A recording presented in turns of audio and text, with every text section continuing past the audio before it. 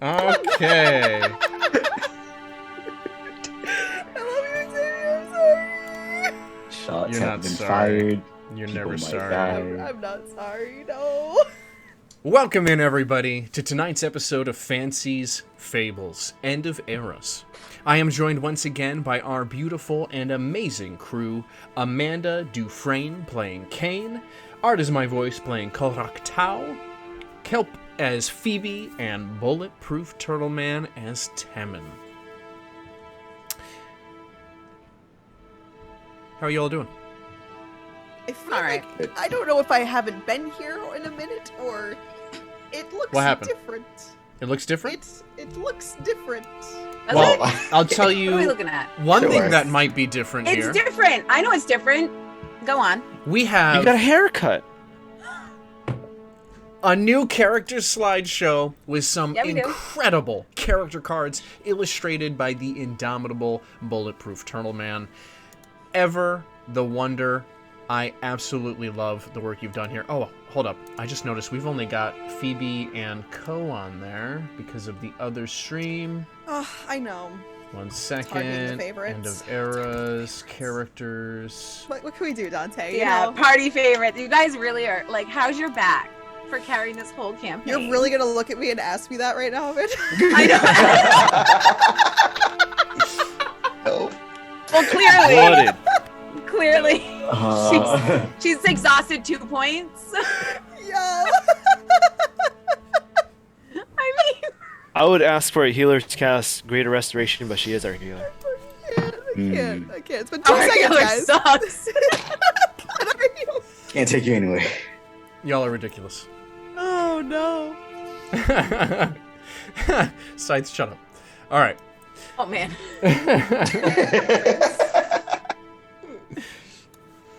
Well, yes, I love that you are all doing great. Just a couple of quick announcements before we get to our question and our recap. For those of you in the know and following Amanda and I, you should know that we have shirts available.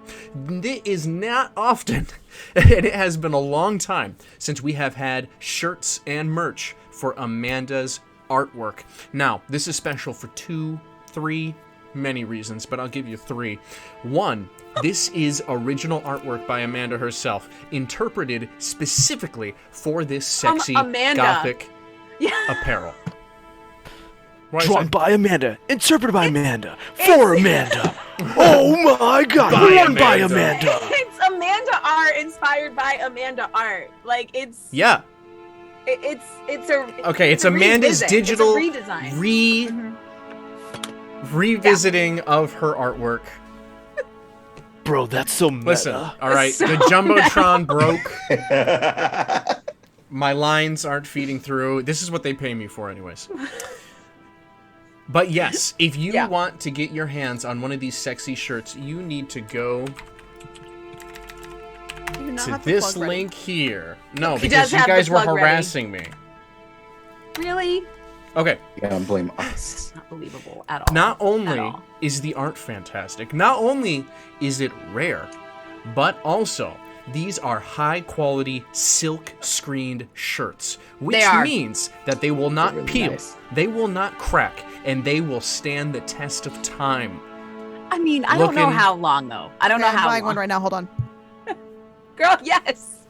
Woo! Thank you so much. You think I'm kidding? They will last a long time. It's not like those other shirt manufacturing companies, like when you get one from Redbubble or Teespring or Threadless, where after time that iron-on or that print-on just fades and peels off. This is very Legit. high-quality ink. This was handmade, not machine-made. And not only that, my last point, the shirts are so fucking comfortable. I have not worn Yeah, a shirt really good. as soft and as breathable as these are, especially with a hot summer coming in. That was the first thing I noticed when I tried my on. These are absolutely I'm fantastic. telling you, it's like you're naked. Wear clothes You're naked while being under naked. the shirt. It's Yeah, you're naked entirely. Unarmored defense. Let's go. How do I unorder? I mean, if you don't at least buy it for the shirt, buy it for the models. Look at these people modeling the shirt. There's Yes. a bunch of hotties that, like, when you see them in the shirt, you're gonna be like, wow, that guy's hot. And it's like, yeah, because only hot people wear it. So, like, It's true. definitely order one. If you want to be hot, buy a shirt. But if you want to be cool this summer, buy a shirt. Ooh, nice plug. And my second announcement, if you love getting cool things and you love D&D, well, if you were not here last stream, let me inform you, Fancie's Fables is now officially affiliated with 1985 Games. 1985 Games is a absolutely fantastic tabletop companion company. They make character cards, they make minis, they make maps, they make journals. Literally the coolest. You can get dice here as well. I absolutely love the attention to detail and the care that they put into each one of their products. Now, with that link there, you can head on over to 1985 Games. And this week only, you will be able to get Hell and High Water for 50% off. This is an extremely high quality dungeon craft set filled with tiles and map pieces to heighten your in-person tabletop roleplay experience. And it's not exclusive for D&D. These can be used in any game where you use grid patterns. The material that this is made out of is super high quality and wet and dry erase, which means you can draw on it with all of your little icons. You can map out your movement, your spell range, and everything. Just to show you an example of the quality of the artwork on design here. And you can see that gloss, very high quality material covering these. Can be washed multiple times. Very thick, sturdy. So yes, thank you 1985 Games for partnering up with us. And if you want to get your hands on this wonderful set, I will show it off a little more later during break, but check out the link below for 50% off. Now, with all that out of the way, I believe we should get into character with a question of the week. The question this week is, if your character were to get a tattoo, what would it be?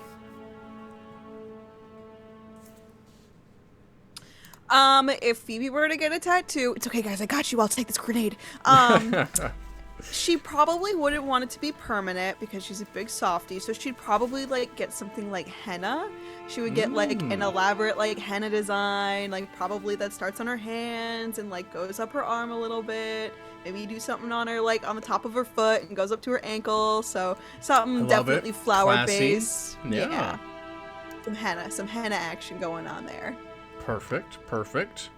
Thank you, Phoebe. I appreciate your bravery for, going first.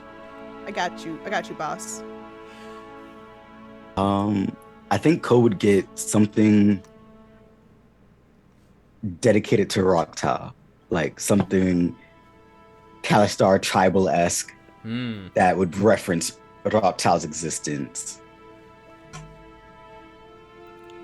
Okay, yeah. So, this smoky wolf beast, giant space wolf, or potentially something that is the equivalent to a family tree, and it would have Rocktal and all of the descendants of Rocktal, maybe on his back cool. As a huge piece. I like that. Yeah. I like that.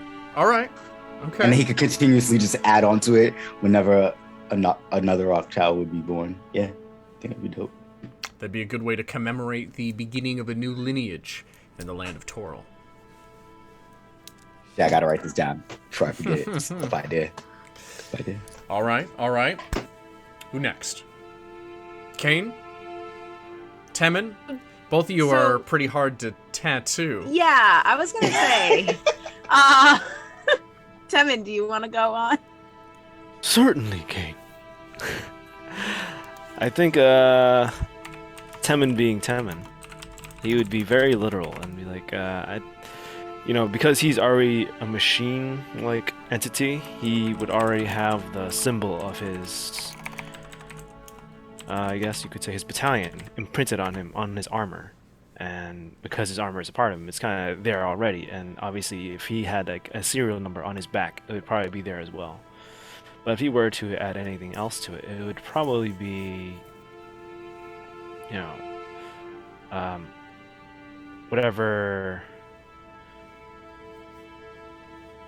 oath he has sworn, and it'd probably be on his arms or something like that. With oath Like pattern. that? So you'd get more of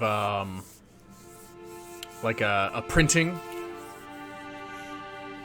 Yeah, like etching, I guess. Yeah. Okay. Or stamping. Whatever Yeah, you can use to put identifying marks on the metal. Yeah. Cool. Yeah, the identifiers of who you are and what you came from. Always Right, it important. would be like 004 on his arm. Mm-hmm. I love that. A4. Yeah. All right, Kane. All right. So, are we just gonna assume because this is like a magical fantasy world, we figured out how to tattoo? I'm like, certain. snake and dragons and I'm certain they've got some magical methodology. Magical. Yeah. Okay. Yeah, but Kane doesn't believe in magic, so is it even a tattoo? Just because you Well, don't believe in it doesn't mean it doesn't Yeah, exist. this Come isn't on. Peter Pan rules. You don't have to believe in it for it to work. Oh my god. I'm just double checking. I'm covering my bases here. Okay. So, it was joked about, but the more I thought about it and the stupider I think, oh my God, it's so stupid, but Gee, I wonder. Phoebe, cover your ears. I would probably have to get a cover up because I would have gotten Galandra's name tattooed on me. I would have 100%. Ooh. I know. There's nothing So, like that first one. Grace saw. Grace goes, he got Galandra's name. See, this is Grace the is viewer too base. good. They know what Grace Kane is was too good. simping over. So, yes, unfortunately, Kane would probably what? be getting a I get cover it. up. He'd be getting I a get cover up. Yeah, you get it. You've been there. I get it. The cover up would say something like Waterdeep Champion or something instead. Oh my god. Yeah, I don't think you understand. The like, champion. Yeah, mhm. the champion. Stupid Galandra. Stupid ass Anyways. Galandra. Yep. Well. Perfect. I think, Good. It's better than with Galandra's name around a heart or something like that. You know what? I'm not going into detail. I don't know what Kane would have done, but I know Kane would have been stupid enough to do the name at very least. It's like the mom, I love mom tattoos wrapped around a heart, the ribbon. With the tribal, like, barbed wire shit.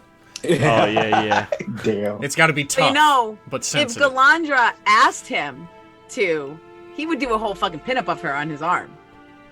So it also depends on where her crazy head was at. Would Watch, he I have can her make her birthday on there dance. too? No, I wouldn't do that, Xavier. What did you say, Dante? Would he have her birthday on there? Anything she God. wants. With Property the, of in the little Galandra. ribbon? Yeah. Property of Galandra sounds about right. Yeah. Galandra's pet, Would all it the be a awful- tramp stamp? Property of Galandra No. as a tramp stamp. No. Okay, Kane has gone through enough. No more. All right. I'll call it there. Well, let's get into our recap, shall we? When last we saw our adventurers, they were sailing the Sea of Fallen Stars on their way to the Pirate Isles, directed by their would-be captain, Temerity. On their venture across the sea, they had already run into other pirates and a banshee. But what they were going to face at this stretch of the venture, they could not have prepared for. After having a dream of a aquatic woman not dissimilar to a Triton, adorned in different aquatic plants of blues and greens, fighting against what appeared to be a visualization of Bane, his iron fist clasping around her throat, and a dagger stabbing her through. It was after this dream, when they had awoken, that a giant storm erupted across the sea. It was during this storm that Tritons and merfolk stole onto the vessel, and they had to fight them off. The conclusion of their trial ended in a massive serpent-like shape of water chasing them and colliding into them, a massive wave tipping the ship, and they all awoke in the wreckage. There on the horizon, an island, the Pirate Isles. After fixing up the ship what they could to make it sailable for their last stretch, they journeyed the rest of the way. And that is where we are going to pick up now.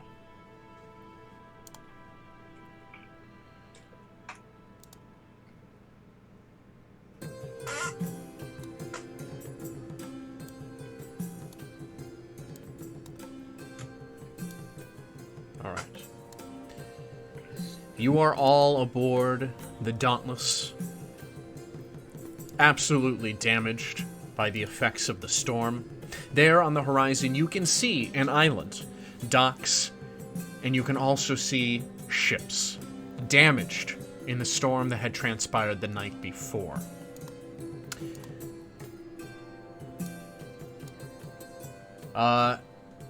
Temerity and Boone have joined you back on the ship after being rescued from being thrown overboard.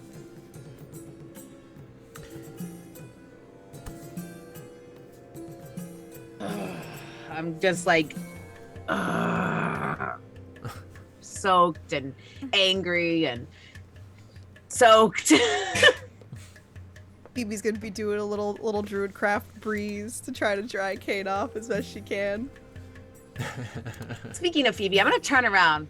Phoebe, Yes? what were you thinking? At what point are you referencing? I think you know the point I was referencing. I was, when you were safely on the ship, safe on the ship, and then you weren't, and then we all weren't. Phoebe, Well, you were told me- safely. Well, you did say the safest place was by you, and you were in the ocean, so I figured I would... Go talk to her before I rip her other arm off. Go. Cole's like wringing out his clothes overboard and kind of looks back like, honestly, you both have valid points. She's trying to adhere to what you've told her in the past, and, well, he's just trying to make sure you stay as safe as possible, I as had usual. a plan. It wasn't Oh, like you're I not was just gonna helping. jump I'm in gonna there. grab Phoebe and I'm gonna Oh. pick Phoebe up. Oh. Phoebe, I want you by me most times because it's safe. But when it's not safe, I need you to be smart enough to know the difference. And I'm gonna like snarl just a little. You know the difference. Phoebe, you know. I do know the difference, and I knew it was dangerous jumping in, but I also had a plan. I couldn't just leave you guys to float around with a monster down there and multiple mer people. That wasn't gonna happen. She I'll is put her back down correct. gently. Temin, go.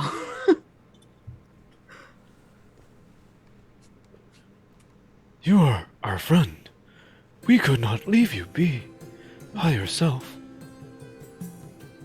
He's right. It would have something would have worked, but Phoebe, you have to understand, walking off a ledge like that into dangerous waters was not the answer. And by the gods, we're lucky. Odds? Calm down, Co. You're saying by the gods? Yeah, that's how we know it's serious. I'm gonna look away from Co. That's how we know it's serious. By her mother. Phoebe's By gonna smile at her Co. mother's god. I don't know.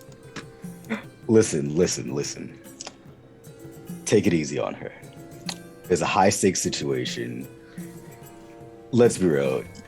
Both you and Timon are very heavy, and you both being in the water is not always the best thing. Timon had Raffaangelo, but given the situation, I think, well, Co's saying this, and he's like walking up, and he's gonna like stand like next to Kane and Phoebe and kind of just like pat Phoebe on the head. She's continuously shown that like whether we want her to or not, she's going to be involved in whatever's going on. And this time her judgment was pretty sound compared to, you know, walking through a door and alerting people to our presence, getting captured, my etc. judgment has not been the best in the past. Exactly. This time was much better. Okay, here's the thing. None of that killed us, for one. And two, This didn't kill us either. Phoebe, Snarl, you have to let me go. You all have to learn to let me go. But you can't swim, Kane. Not in the literal sense, Temin. Not in the literal sense. Game. If the positions were flipped and I fell in the ocean, what would you do? Phoebe, listen. I asked a question. Gotta kind of like kneel down at like almost Phoebe's level and like look up at Kane like.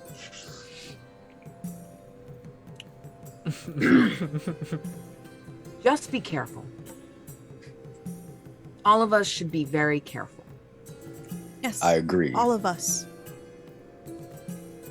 With that being said, though, the stakes and gravity of what we are dealing with, given all of that, being careful isn't always the best option. So, again, Kane, and I'm like, get back up and kind of just like pat him on the shoulder. Take it easy on her. She did what she could given the circumstances, and it worked out in our favor. Imagine if you two had died, or, well, I guess, I don't think Tim would really die from drowning, but if you had died at the very least, how the rest of us would feel. I certainly don't have the physique to take you out from the water, or Temin, and she did what she could to help in the situation. Visibly frustrated at that question, Kane is not actually going to answer. Please, believe in Phoebe. I have to turn Tillamook away from this. Where's Temerity? In the back of your mind, Kane, you hear a voice. Yes, it would be unfortunate if we all lost you. I don't think this world has another 100 years for me to find a host.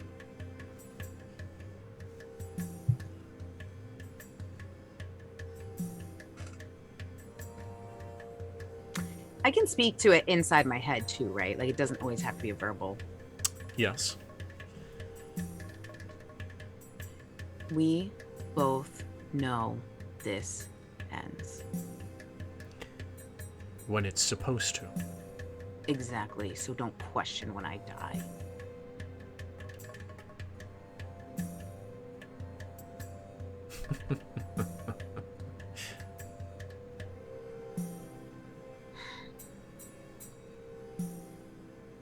All right. You looking for Temerity? Where's the captain? Okay. Shake Kane, someone. You storm off to find the captain of the ship Temerity.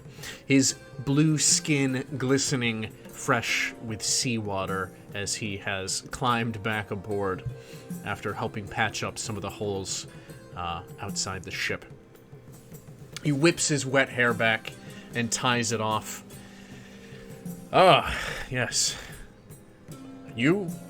All right, slow down. What's got you all riled up, big guy? The water. I obviously can't swim, and we need to be on land yesterday. So, how's that going, Captain? The rest of the repairs have been finished, mate. We're gonna be to that island before you know it, alright? Maybe the heat's getting to you. I thought you lizards liked that. Maybe you should tell me how much longer until our feet are on dry land. No more than a couple hours, mate. Banshees and merfolk and sea witches I'm over it. Sea bitches. Yes. It's exciting, isn't it? I guess the pirate life is not for me. And then he starts humming to himself. I'm gonna leave. Okay. The rest of you. Well, you know, Kane. I'm gonna kind of like turn to look to Phoebe and Tevin. He'll be fine. Eventually. He just cares about you a lot. But I'm actually really proud of you. You know, given everything that's happened to us and more recently towards yourself, Phoebe. The fact that you're willing to still take risk for the sake of those around you is commendable, and don't let his sour nature right now get to you. They'll be fine. Well, I really appreciate that, Go. Yeah, I think we've all been around him long enough to know that, you know, this is how he is. It's how he cares. I get it. But it's me getting to a point of challenging that care. I don't know. It's very easy for someone to say that, you know, hey, don't do this, or watch out, and then they go and do the same thing, you know. Just as capable. I agree. Someone's gonna take a knee beside Phoebe, and he's gonna pull out one of his curved swords, and holding it out in front of him before her. I call this one Spuds, after one of my warforged brothers. Oh. He was small, but nimble, like you, Phoebe. But he always said to me, it is not the size of the fighter, but the size of the fight in the fighter. And I believe you have proven yourself a worthy fighter amongst us.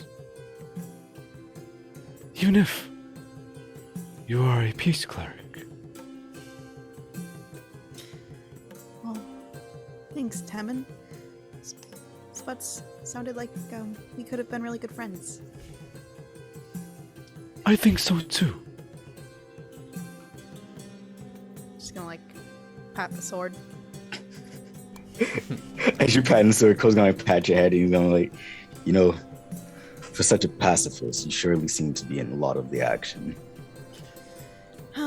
I tend to be getting that a lot these days. But if I'm not in the action, then who's gonna protect you guys? As the patting commences, Kane, where are you? Pacing around like a motherfucker somewhere. Well, you all note as something blocks out the sun for a moment above you. You turn your attention upwards, and against the glare of the early afternoon sun, you see this winged form above you, flying around. Great, powerful wings can be seen as they bat against the air.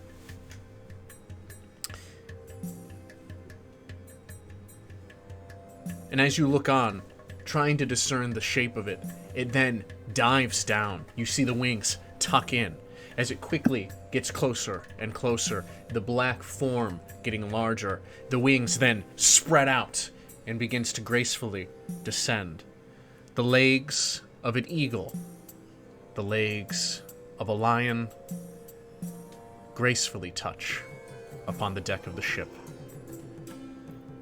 From this griffin dismounts a rider with long, silky black hair, his robes adorned with the symbol of the Order of the Blue Moon. Zale looks at all of you. It has been some time.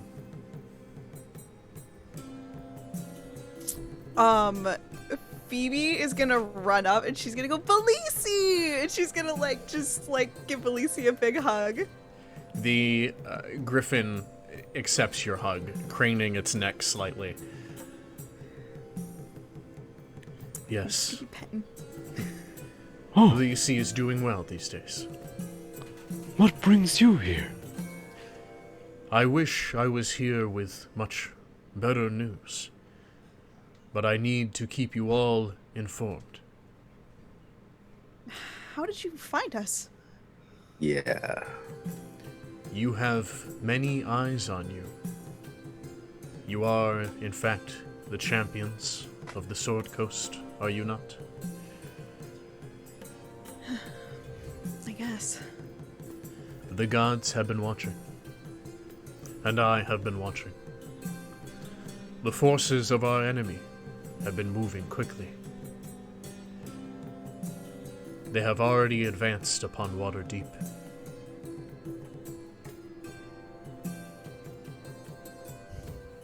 What of the people?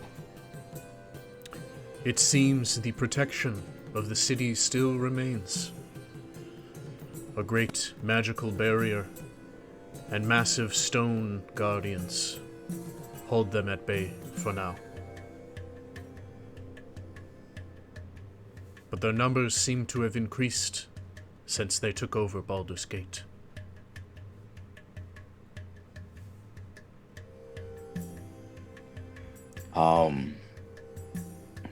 Well, are we to assume that the information that you have is urgent, considering you've come personally Yes, to seek that us is out? not the information that I stopped here to give you.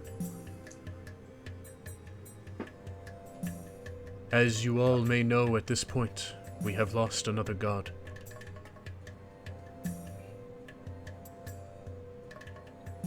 I see. Hey, Kane. Call Kane back over. I'm definitely listening from the shadows of the other side. Rudy. Get over here. I'll reluctantly go back over there. Champion. He nods in regarding to you.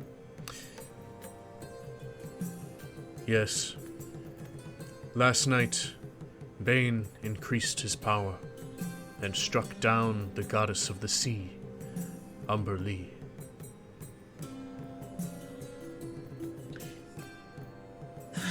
It is no telling how much longer water will be safe for us. As soon as Bane learns to master his new portfolio, the waters will no longer be a place for us. The waters are already changing. Yes. We assume that this can only be in connection to the last god stone, as this is where we believe it to be. His attack on Umber Lee is only a confirmation of this.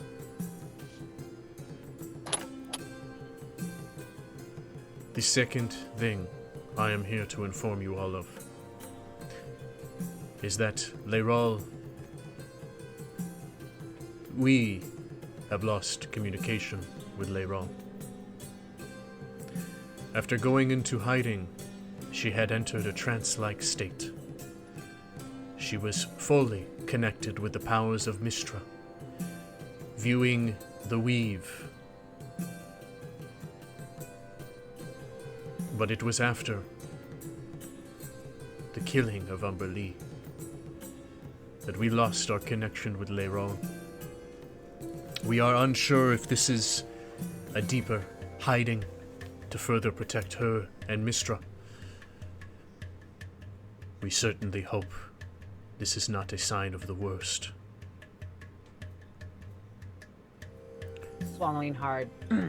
Nod. Relatively shocked, like we assumed by the dream, but relatively shocked that it's happening so quickly, right? Like this is a very quick pace. So I'm just gonna kind of be like, yes, focusing on the tasks at hand is all that we can do. Unfortunately, we cannot travel as quickly as our counterparts, so we are doing our best. He turns to look at the blue tiefling gawking at the griffin. Yes, I see you have a new companion aiding you in your venture. Somewhat. Hey, buddy, I'm just getting them to where they want to go. He turns back to all of you. I am sorry that I had to come with unfortunate news. Please know that the Lord's Alliance is working. We have set up bastions. Even now, we have gotten Neverember in Neverwinter to aid us.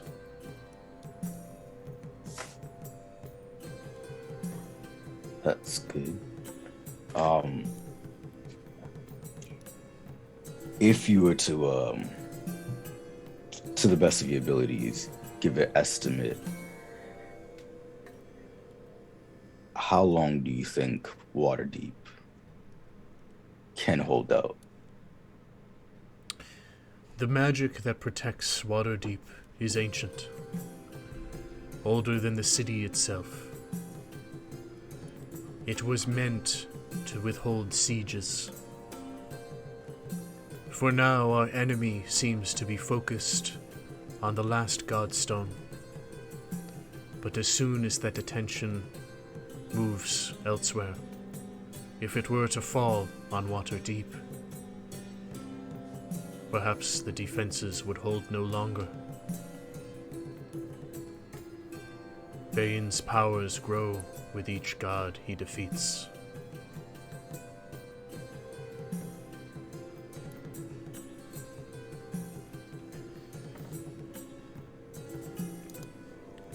I am heading now. On my way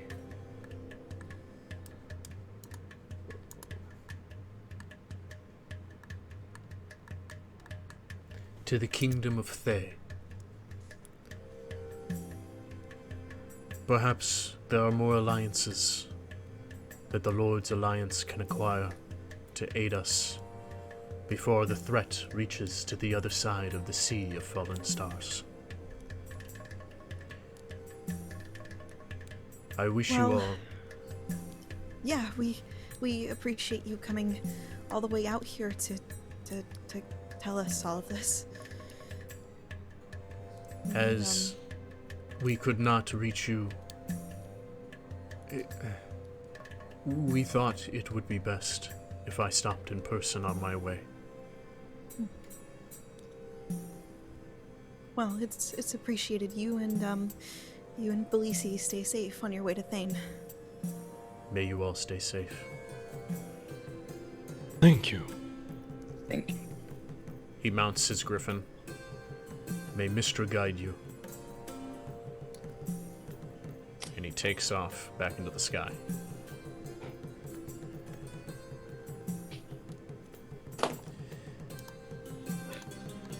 All right.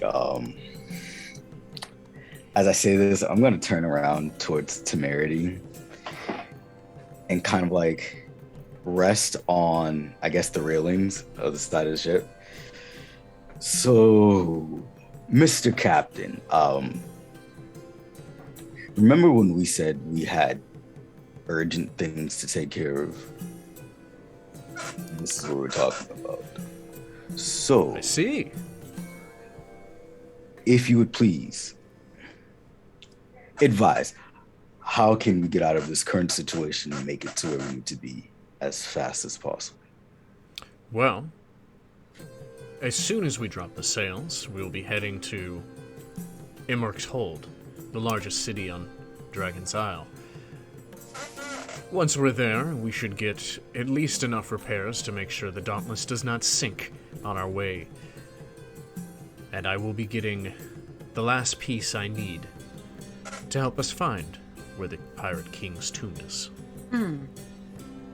But for that to happen, we need to drop sails. Boone! And he and Boone traipse over to the lines and drop the sails. It's a few holes, but you feel the ship begin to push back on track towards the Pirate Isles, specifically Dragon Isle.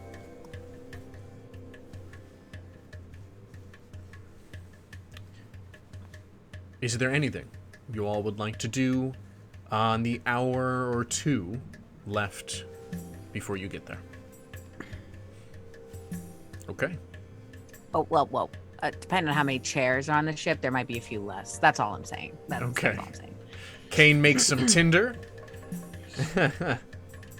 Question, have we gotten a long or short rest since fighting the Tritons? We can consider your unconsciousness a short rest. Really? Christ. Oh. You don't feel well rested, but, you know, you got a little bit of shut-eye. All right. Well.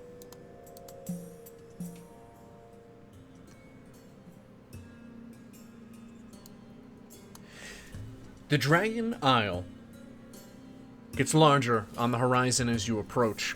The forms of ships that you can see at the docks become more distinct, and you can tell the details of the damage that had occurred in the storm the night before. Many of the docks themselves have crunched up, almost accordioned against themselves, those that didn't rupture completely under the force of water and ship alike. Some of the boats have been tilted on their side, their lines and sails all caught up with one another, stuck at an angle. You can see many forms of sailors and pirates and workers doing their best to try and untangle all of this. Getting closer now, it becomes evident that there's not going to be much luck getting onto a dock. Many of the buildings along the coastline have suffered damage as well. Different debris, trees, and the such have just crushed a good amount of them, and you can see some damage on a few of the buildings deeper into the island itself. There is a...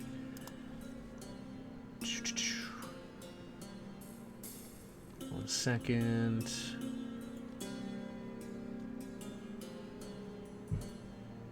There is a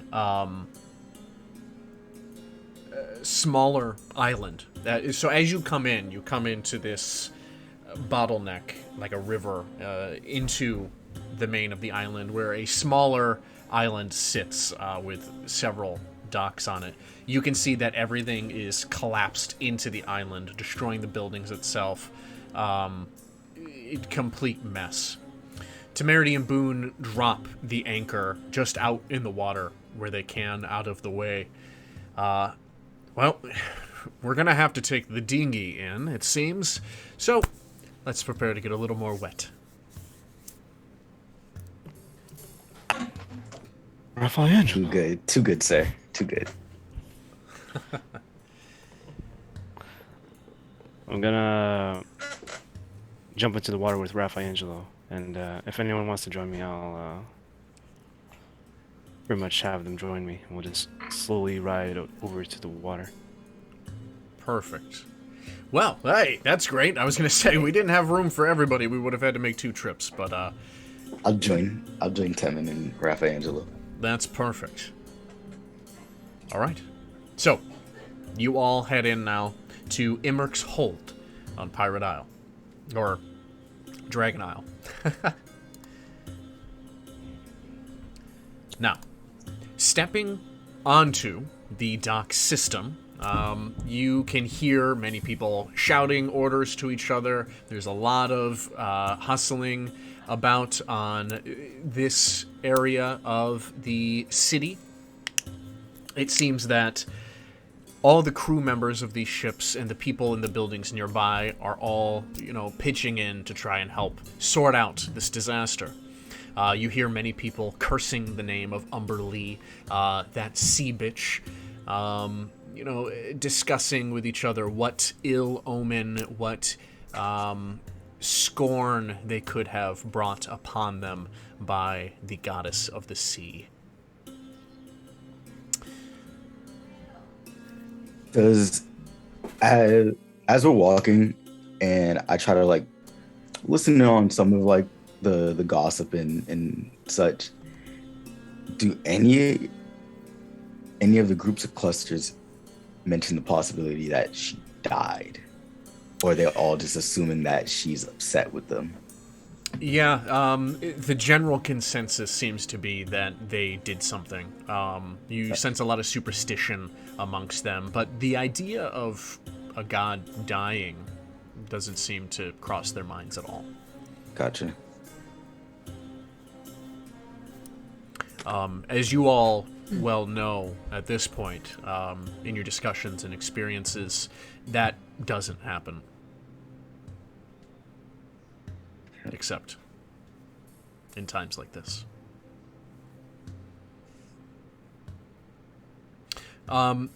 There is another thing you notice about all these people. They are every race you can think of. You hear many different dialects. These are well-traveled and worldly individuals. You also can pick up on some slang that you've heard here and there. Kane, you recognize it the most. This is all the, crime slang, smuggler slang, mercenary slang, things of the sort. It gives you an impression on who these people are and the life they live.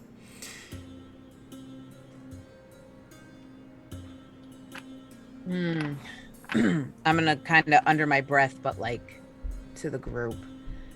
This is the time that Phoebe stays close. And I'll just lock eyes with her and scare her into holding someone's hand. Phoebe gives you the most innocent look she can muster. Start parting my way through the crowd. You can see Booker peeking out of her bag a little bit. Well, Temerity leads the way. He beckons you all to follow him. I know a guy, actually, he fixed up one of my ships before. Great work. Absolutely fantastic. As long as his workshop didn't get absolutely destroyed, I think we should be all right. Very well. The sooner we get there, I guess, the better. So. Absolutely. He leads you through a couple of streets. As you follow him, you begin to see that the damage, fortunately, does not cover the entire island. There are still, surprisingly, bars functioning.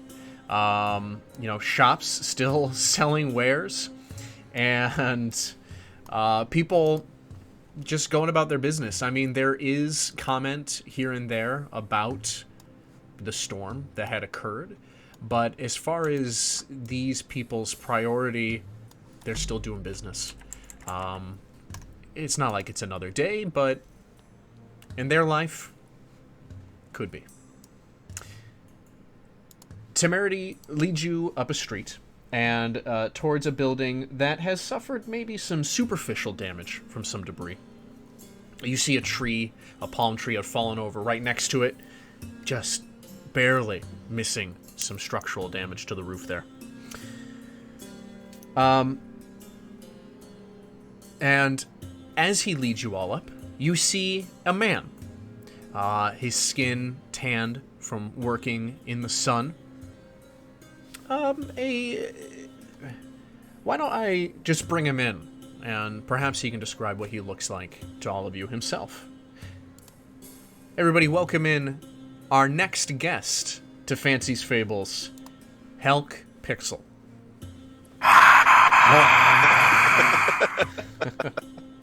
Hi. Yes, welcome in, my friend. Pleasure to have you here. Please, go ahead and describe to us the man that they see. Above average height, around 6'2", tan skin, dark hair, shadow of a graying beard, but not old looking by any means. Maybe early to mid 40s, for a human. Mm-hmm. A scowl, very much adorned on his face. Yes. And many swears being uttered as he's moving around. Perfect. You hear a familiar voice. Ah, Marky, how you doing, man? It's been a long time. I told you never to call me that fucking name ever again. Oh, come on, man. You know we're close. He wraps an arm around you. Listen, I got a job for you, buddy. Another job for you. Don't worry, this time I will definitely pay you before I leave. Oh, hold up. Yeah, hold everything.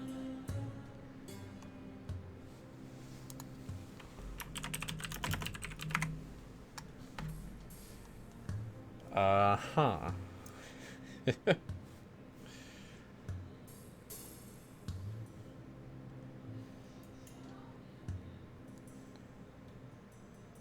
Is it just Zoom that froze?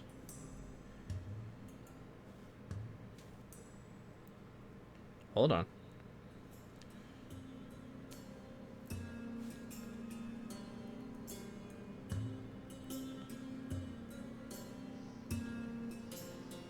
Oh, what just happened to Zoom?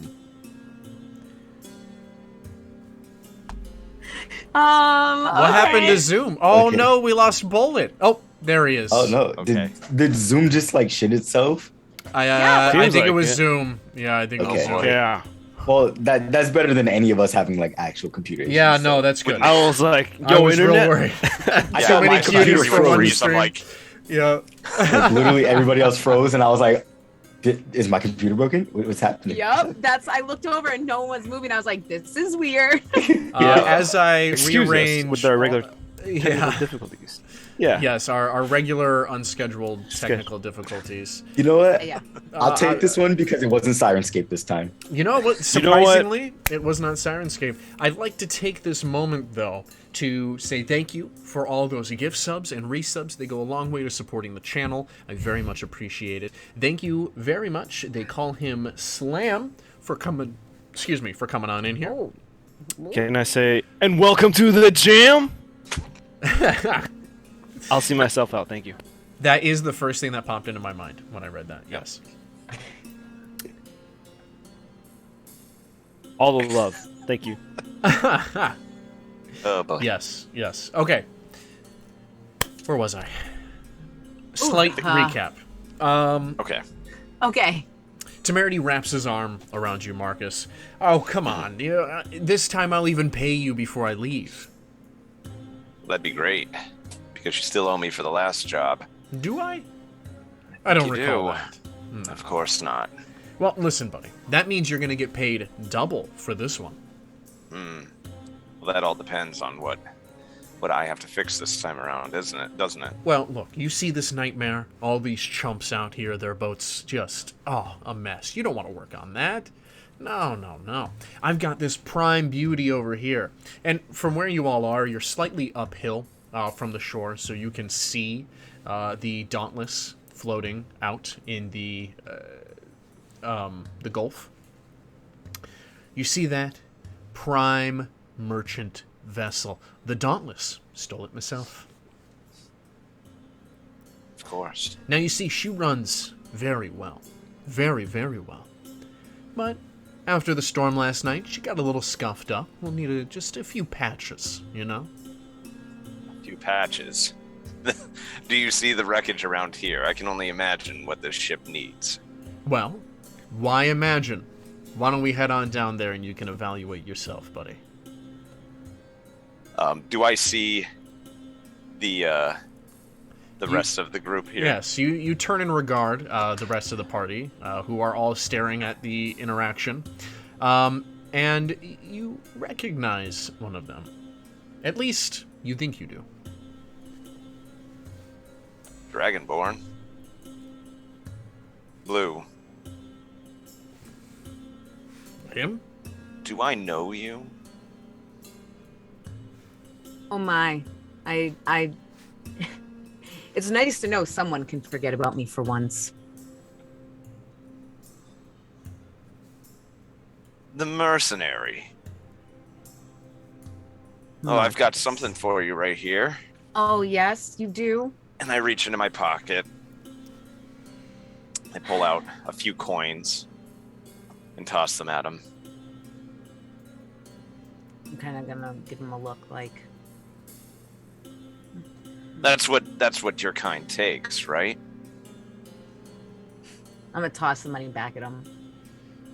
Listen, I'm not doing that right now. Oh? Are you not? No. Turned a new leaf, have we? Huh. Have you?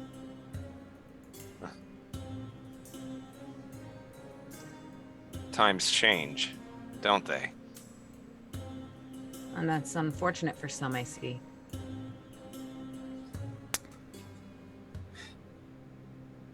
Regard the rest of them. Let's see, we have a... Could we describe ourselves? What the Yes, hell please. is that? What the hell is that? We'll start with you, Temin, as Marcus points at you questioningly, bewilderment.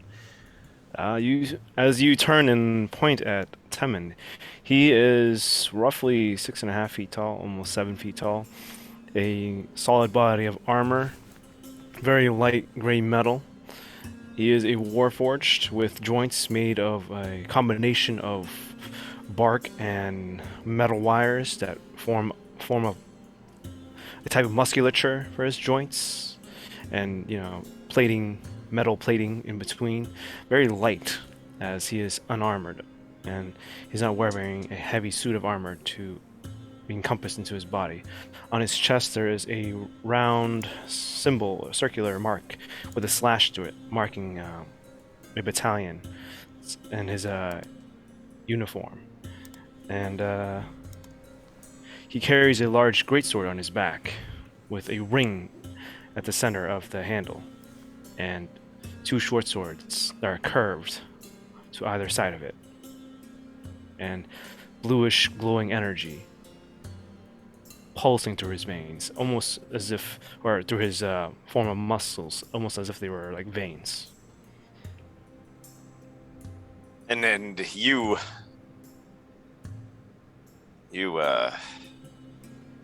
thing, what do you go by? My name is Temin. You seem to be familiar with our friend Kane. Oh. I do. I am. Quite a character you have in your group here. Nice to meet you, Temin.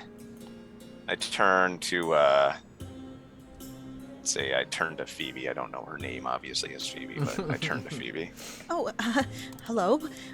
So you see the little halfling with her, kind of magenta-y pink hair with golden streaks in it, and she has her the golden in her eyes, and her missing arm, but you can't really tell because she's got her robe, and she's got her little pack with Booker kind of peeking out the back, and she's just kind of.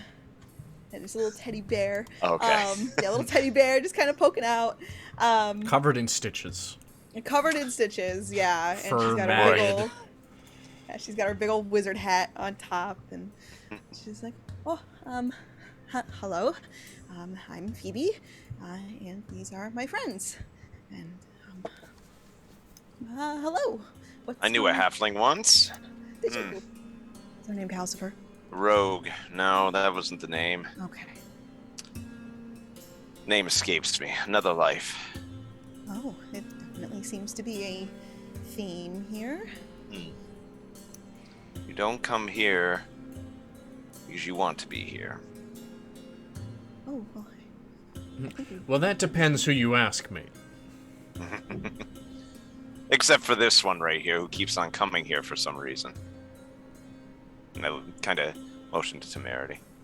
Well, pleased to meet you, Phoebe. Likewise. And the last, who are you? Kind of like raise an eyebrow. Like, my name's Koraktao. And before you see, like, guy, fairly dark skin complexion, and he looks relatively human, except there's like an air of like almost like too graceful of like features for like your typical human. And like if it wasn't for like the lack of elven features, you could probably like see this guy is possibly like he has some elven connection, but it's all a lie. But yeah, he's dressed in black, adorning like gold and stuff, and he has some instruments strapped over his shoulder and whatnot. Nice. I go, am I supposed to call you that every time? You can call me Ko. Okay, that's better. All right. Kane, the automaton, the little one, and Ko. I think that would be good enough, Marky. Yes. So, how about taking a Marky. look at the ship, huh? You don't have anything going on here, right? I mean... I mean, the shop's always busy, but you do owe me, and, well, let's see what you have. All right. Temerity turns to the rest of you. Why don't you make yourselves comfortable? I'll be right back. Yes, there's a bar right there. It's called the Slaughtered Pig. Feel free to go in. Perfect. Oh, very gracious of you, Marcus.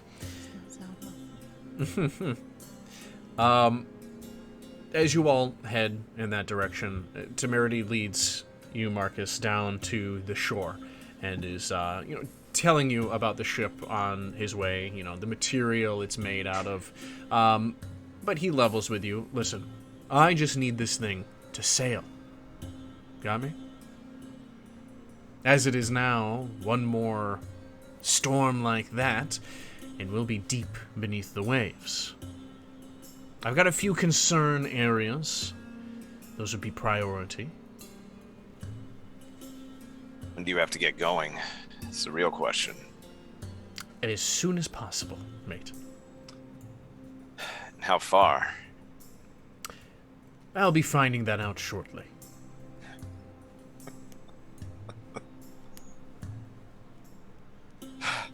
This is all going to cost you, Temerity. You have to understand that. Everything has its cost, friend. What'd you pick up with this lot? Prison. Oh. Is that where you obtained this ship? Just outside. How handy. Yes. It was all quite coincidental. Especially considering the city was under siege by, that Temin's relation. You've heard of what's going on in the mainland, yes? Try to keep my head out of that. Ah, yes. Long time since you traveled those roads. Yeah. I'd rather not remember.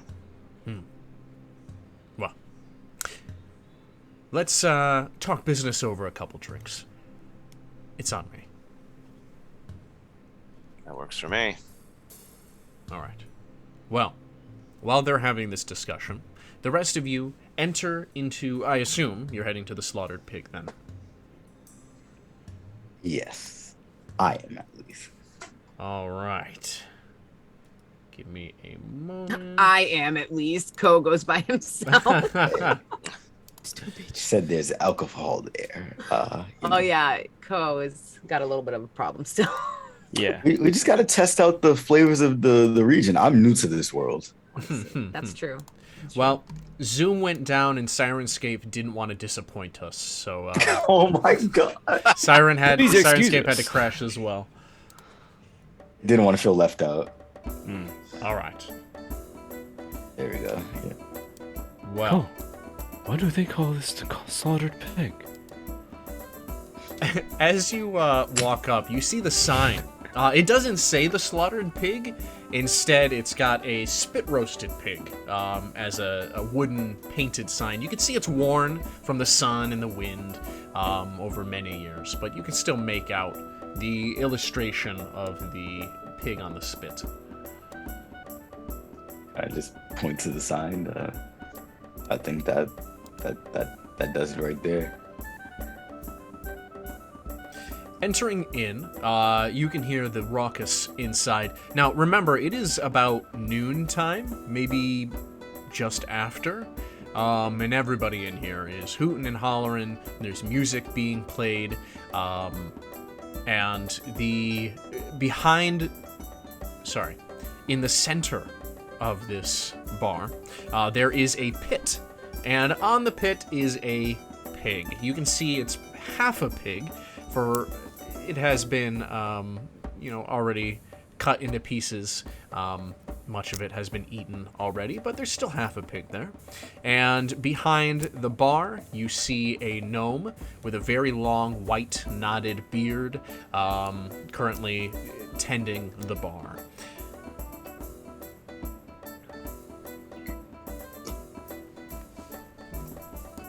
Oh. Well, Temerity does whatever Temerity does. I'm gonna enjoy the local scenery and see what they have to offer by the bar. You want us to grab a table? Yeah, sure. Do you want anything from the bar? Milk. You guys want anything? Kane. No. No. I will be all right.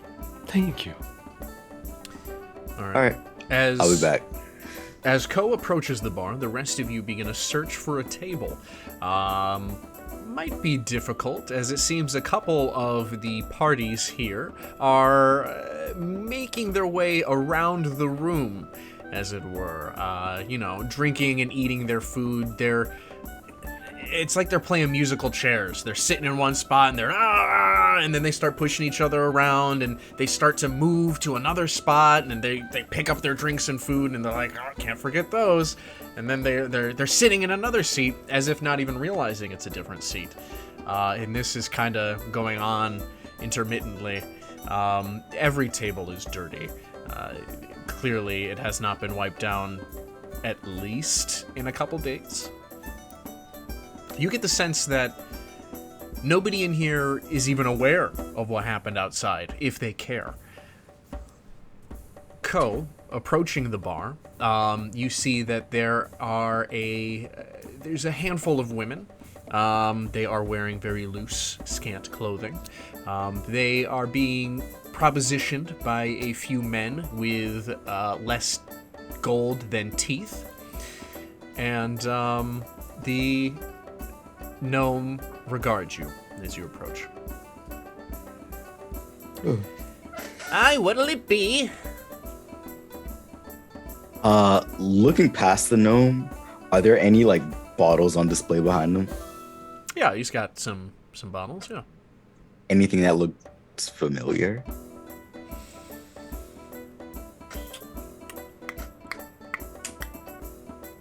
Yeah, actually. While you're looking at it, why don't you give me a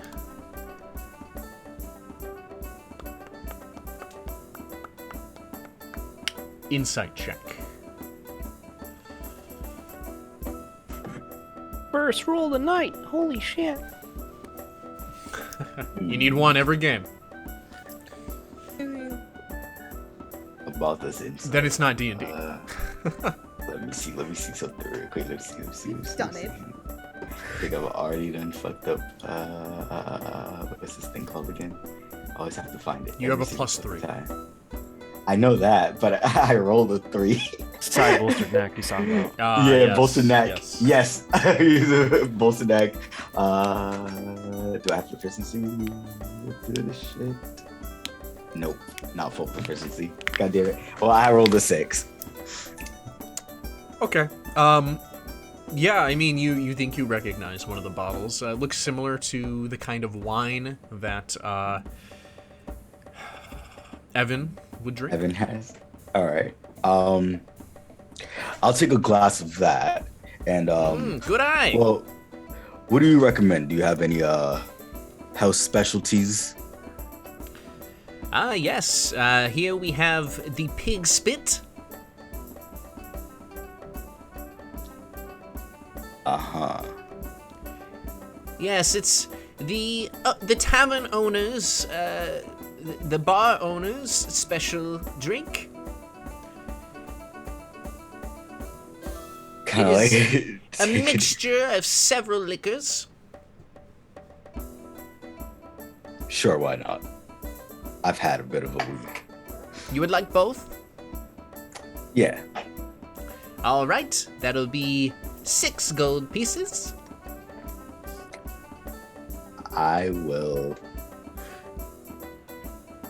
I'll behave. I'll give him 6 gold pieces. All right. He gives you a wine glass and like a whiskey roller. Right. I will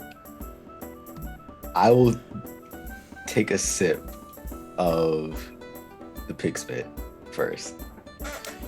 It is a mixture. Not very pleasant, but pretty potent.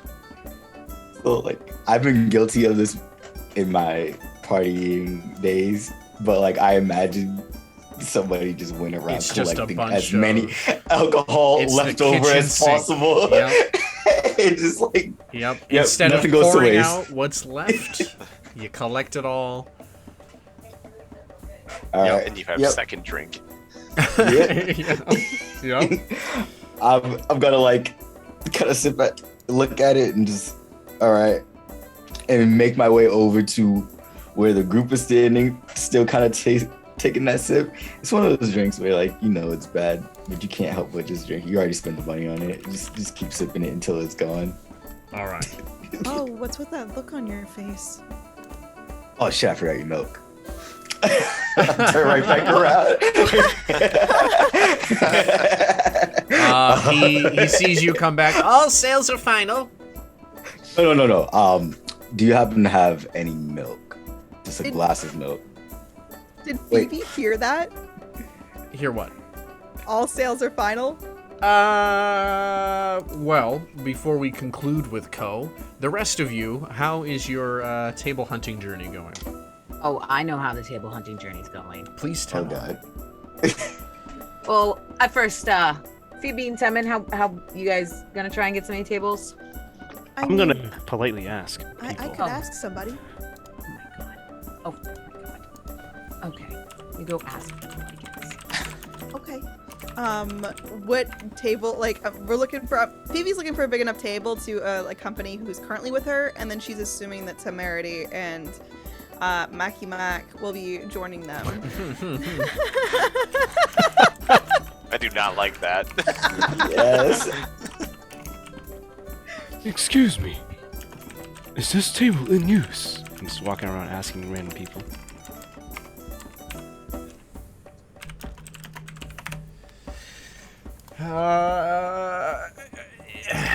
So you approach a couple of people. Hey! Uh-huh. Did you understand that, Phoebe? It means that this table's taken 10 and we need to look at another one. But he is not sitting in it. Oh, wait, is he not sitting in it? Is he just standing by it? He's... Well, you described them like moving constantly. Yeah, they're moving. Okay. I don't know if this is like one specific. Okay. Yeah, cool, he's kind of standing by the table, like right next to one of the seats, but not sitting in the seat. Oh, just kidding. I believe he has had a bit. He sloshes his drink. Well, I'm watching this. I can't look away. It's a bad train wreck. we have a group coming in, so if you were not occupying this space, if you're not occupying this space,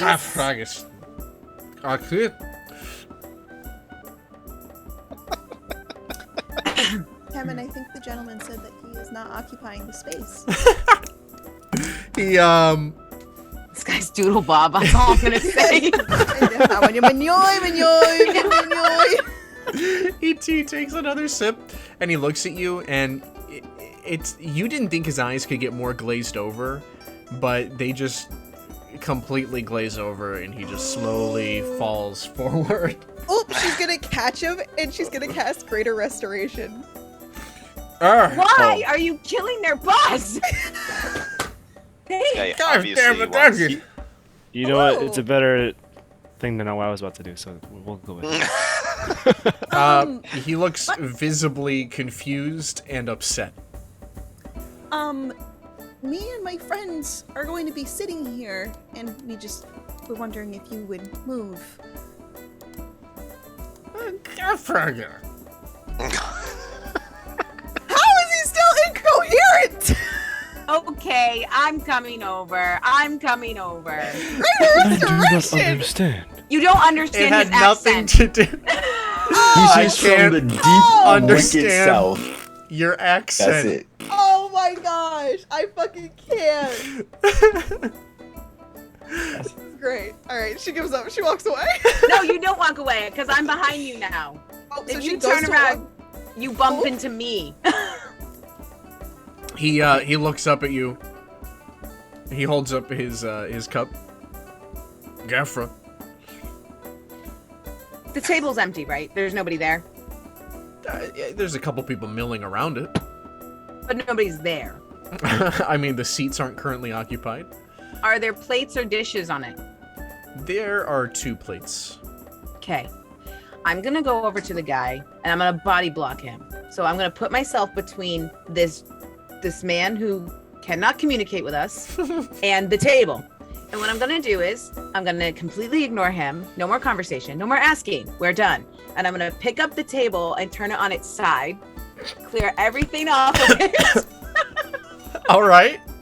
I like it. I'm gonna place the table back, and where anybody is like, is it like a table that's near a wall or a corner of the room?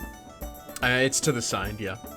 Okay, so I'm gonna push it away from other tables. Like, this is our table. Like, I'm gonna push it in our own spot. You all hear the dishes clatter on the ground, and then the as he scrapes it across the floor, pushing it away. The band slows down for a moment, and you sense people turning to look, and then going back to their own thing. There. Now we have a table. I tried to be tough. Oh, You gotta You're trying have to be muscles tough. on your muscles.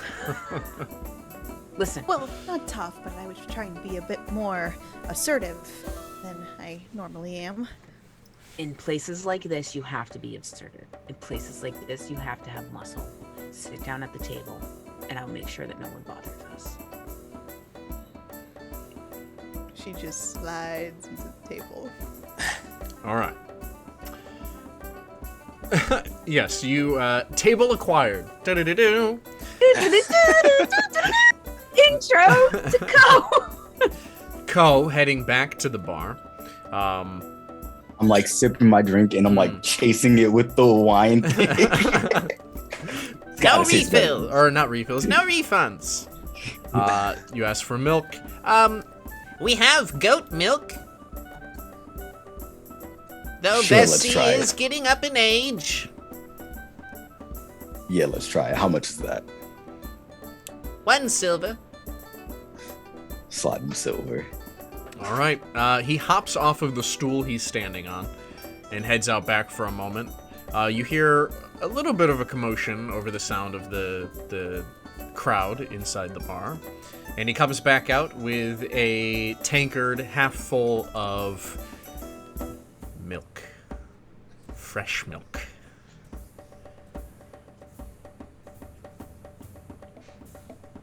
It looks like milk. Yeah. If I look into it, okay. Looks like freshly squeezed milk. Cool. Damn, it's not even filtered, pasteurized, anything, nothing. Just straight from Just like Mom used to make. Right from the teat. At least it's not yogurt. Not yet. God. That's in a couple more hours if you wait long enough. Yeah, I'll give him a silver and I'll kind of like juggle the drinks back over to my friends. All right. So, as you all settle into your table, the door swings open, and in comes Temerity and Marcus. You see Temerity kind of looks around for a moment and spots all of you, and approaches.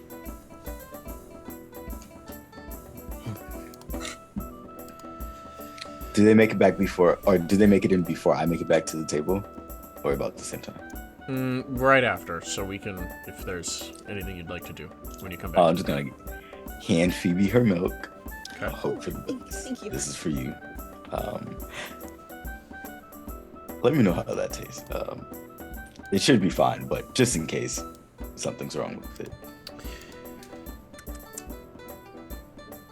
it. I mean, Phoebe's definitely had fresh milk before, and you would recognize the distinct taste of goat's milk. You can tell that this goat probably hasn't had the best diet, but it's not the worst milk. It's decent. All right, I just wanted to make sure, he said it was from a goat and not from a cow. Oh, I can tell. Yeah. Okay. Well, as long as you're okay with it. Good. How are your drinks? This is a drink. Hold up to the other one. It exists, but this one definitely is much better. Does the wine one does it taste like wine? Is it fine? Yeah. All right, cool. Yes, this one is decent. The bottle's probably been open for a little bit, but it's fine. Better than what's in the other club. So that's all that matters. Okay. You didn't pay too much for that. Nope. At this time, Temerity and Marcus come in and join you at the table. Before I get to the table, I shout at the gnome. Pig spit, double. You got it, Denom. And Grab the drink. Perfect. Join them at the table. Pigs. Yeah. Temerity sits down. He also gets himself a pig spit, and they sit down at the table. Well, he will be doing the repairs for us. Oh, In the meantime, What does that mean? it means we should be sailing in a day or so.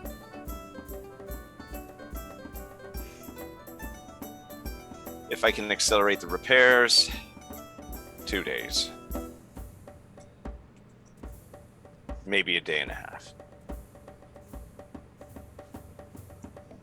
This So we're storm was something unreal, and it took its toll on your ship, Temerity. Aye.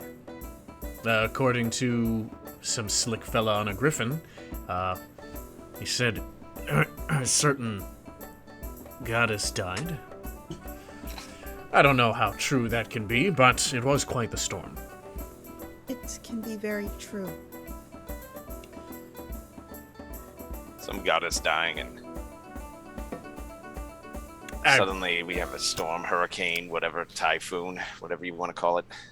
I mean, it doesn't sound likely to me. No. Phoebe is going to bite her tongue. But regardless, something I found a little interesting. What's going on here? What's going on between you two? Yeah, I'd also like to know, King. Trying to like kind of brush it off nonchalantly. You guys know that I know a lot of people. I mean, you never asked me or were concerned about my connections in the Pirate Cove or the brothel, but suddenly... Oh, no. I'm very much curious about all of those, especially the brothel that you never seem to bring me to. Are you Except kidding the me? one time. You've been there once. Are you kidding me? Except the one time where we all had to go. Listen, I worked with Marcus before. That's it. Is that how you want to put it? Well, if you'd like to enlighten them, feel free to tell them your version. You all seem like good people. Move your mic a little closer there, Hal. You all seem like good people. So I'll tell you about Kane here. Back in another life, I was an adventurer, a do-gooder. And I came upon a caravan that was under attack by bandits. That was being guarded by a group of mercenaries. Your friend Kane here was one of them. Tried to do what I could to help out, but the bandits were quick. Killed the people who were running the caravan. And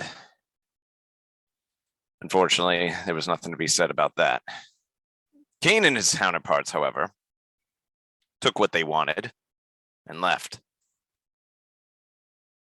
No better than the bandits. Had to get paid somehow, right? Completed the job. I ran into Kane next town over. It's a lazy eye that I have right here is a result of him giving me a right cross. Dragonborns are strong, aren't they? Sounds like Big Blue to me. If So- you're trying to out me, Marcus, I assure you I've made it clear to my companions what I've done and the things I'm capable of. Wonder if they truly know what you're capable of.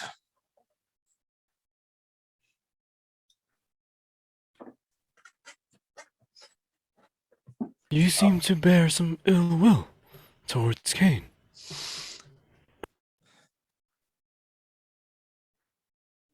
Kane failed his post. Paid himself, moved on. It is what it is. Who am I to judge him at this point? But a little food for thought for all of you.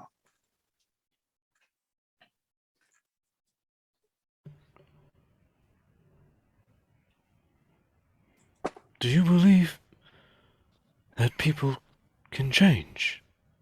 I do. I think we can change 20% in any direction.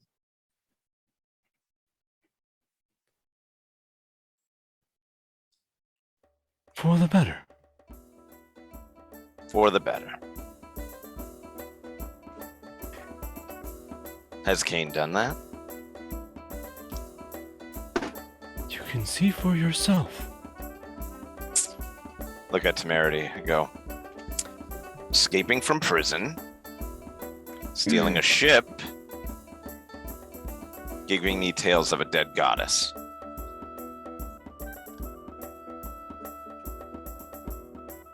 You certainly do, Temerity.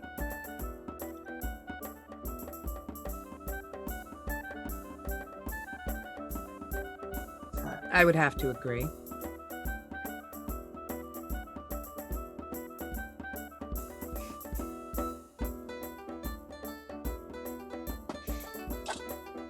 I mean, I do not need to correct anything he said when it's all true.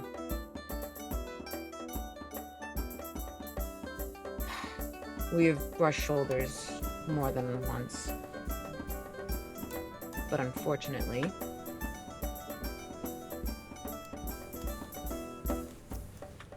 we seem to always be on the different end of one another's cross.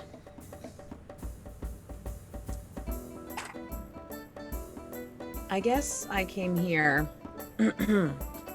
not knowing we'd be doing this dance again.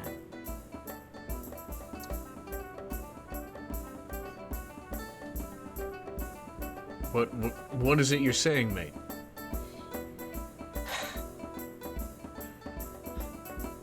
I'm saying that the faster Marcus fixes the damn boat, the easier this will be for everyone. Well, you hear that, mate? You got quite the job ahead of you.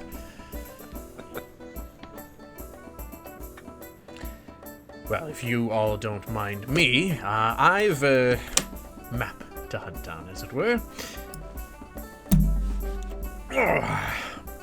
We'll see you all later. Hey, wait up a second. While we're here, for the time being, do you know any places in this area where you could pick up some more supplies, some potions maybe, etc.? Aye, you can get everything you're looking for here on Dragon Isle. Immerk's Hold has as many traders as you could count. You all actually look down at what you're wearing, and your gear's pretty well worn at this point. Your clothing, especially. Perhaps picking up something here or there would do you some good. All right. Well, thank you. I guess we'll see you later, Temerity. Temerity bids you all adieu. Aye.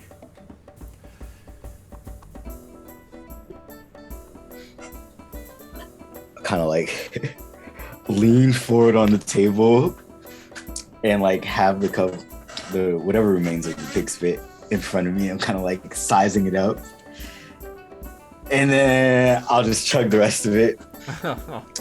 And like, so, anybody want to go shopping? I mean, I'm always good for a good shopping trip. Would be good to restock on supplies and see what's around. You three go. King can stay. Hey, Kane, I think this guy is kind of into you. He wants you all to himself. I don't think that's what It's kind of funny. Mr. Marquis Mark. Why exactly do you want me to stay? I feel like you've said everything you needed to say, and we will again be on the opposite ends of each other. What are your plans here? I know what he's about. Point to where Temerity exited. You think I have malicious intent, don't you? I don't know what intent you have. Nor any of you. I don't think the little one has any, but, you know, I've been tricked by them before. Even if we told you, I don't think you'd believe us. We made that pretty clear. It's not worth it, Phoebe. He doesn't need to know. He's nothing but a mere shopkeep now. Paying favors and getting them. Looking to Kane. But you were a bodyguard before, Kane. But now you're the champion. I was a lot of things before, Tim. Raise an eyebrow. Champion. Glare at Marcus. Champion of what? Like I said, the less he knows, the better. He seems to be very caught up in his own head right now. Take the rest of the pig spit.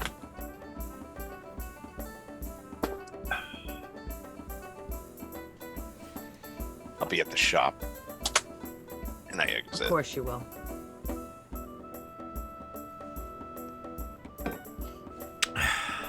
Well, would we like to mark that for a quick break?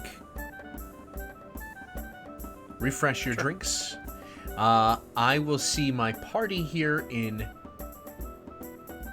10 minutes, 9:30.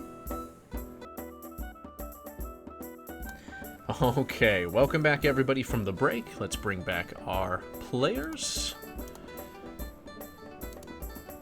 Awesome. Yes, welcome back everybody. Real quick note, back to our announcements before we went on break, or when we went on break. Amanda and Helk and Dante, can you please show everybody the fantastic work on these shirts? Just how good they look. I mean, in person is even better, and please remember to click on that link and take a look at the high quality pictures on the website. But just look at these things. Look how sexy they look just by wearing those. Look at that sleeve. Absolutely fantastic. God, I love these shirts so goddamn much. You guys have no idea. Do yourself a favor. Get one of the best pieces of apparel that you can grab this year and get ready for Hot Girl Summer.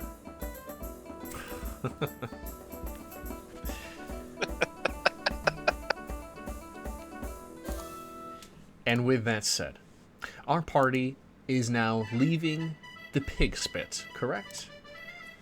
Slaughtered pig. Sorry, yes, the slaughtered pig. Slaughtered pig. Gosh, Xavier. Give me a moment here. I'm gonna try and find the right music. Whoa, way too much. Way too much on that one. So dramatic, I like it. I guess... Oh, it's a little too goofy for me. We're gonna roll with it, though. So, our party now leaves the slaughtered pig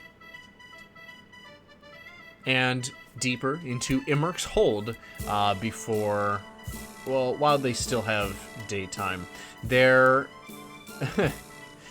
armor and apparel has seen wear from their long travel, and some of their supplies are running low. On your walk through the streets, you can see many different shops. You have stalls in the roads. You have buildings with signs on them or established foundations. People are hollering at each other in the street. Some of them even just come right up to you holding something. Aye, this'll be 3 silver for you. Best buy you'll find. What's that guy holding? He has what appears to be silvered plateware. Aye, fit enough to serve a king, this is. I've played for kings. And I like motion to my instruments, and I kind of look back at his stuff. Those are for maybe the lesser ones. Aye, you wound me, sir. You there! And he just goes on. You.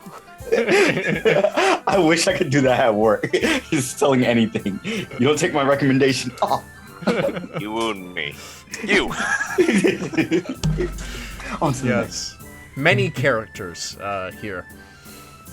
Why don't you tell me what it is you're looking for? Unless perhaps you want to just continue looking around. I am mostly looking for, or the initial target would be to find some sort of potions to stock up on. Okay. While wandering the streets, you find a apothecary shop. You see on the sign there is a cauldron and an alchemy set. Yeah.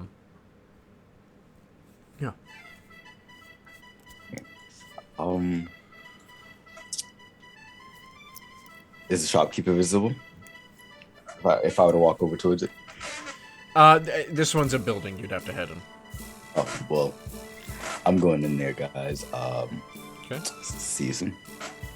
Co heads to the apothecary. The rest of you? Well, Phoebe would probably be a bit interested in that as well, just to make sure that she could restock Okay. on what she has, so she'd probably tag along. I'm going with the group so no one gets trafficked. All right, sounds good. so you all head to the apothecary. You walk in, and there is the immediate smell of herbs and licorice. There also is a tangible electricity to the air. You see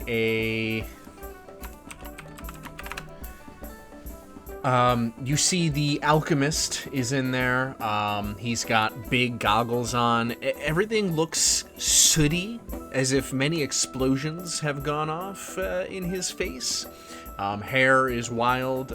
He's kind of a short, knobby human. He regards you all. Well, when you walk in, there is a bird next to the door that squawks loudly. He turns to look at you all. Yeah. Well, welcome in. Hey, thank you. We're looking to buy. Well, I'm looking to buy some health potions. Anything in particular for you, Phoebe? She takes off her backpack and she kind of goes through just to make sure. Probably if there's any health potions or something of that variety to stabilize anyone. Yes. Health potions. Standard healing potions. I can do that for you. No problem. What are we looking for? Something big, something small, something quick? Something quick. I got what you need. He heads to the back, and he comes back with some vials of red liquid. They're probably this big.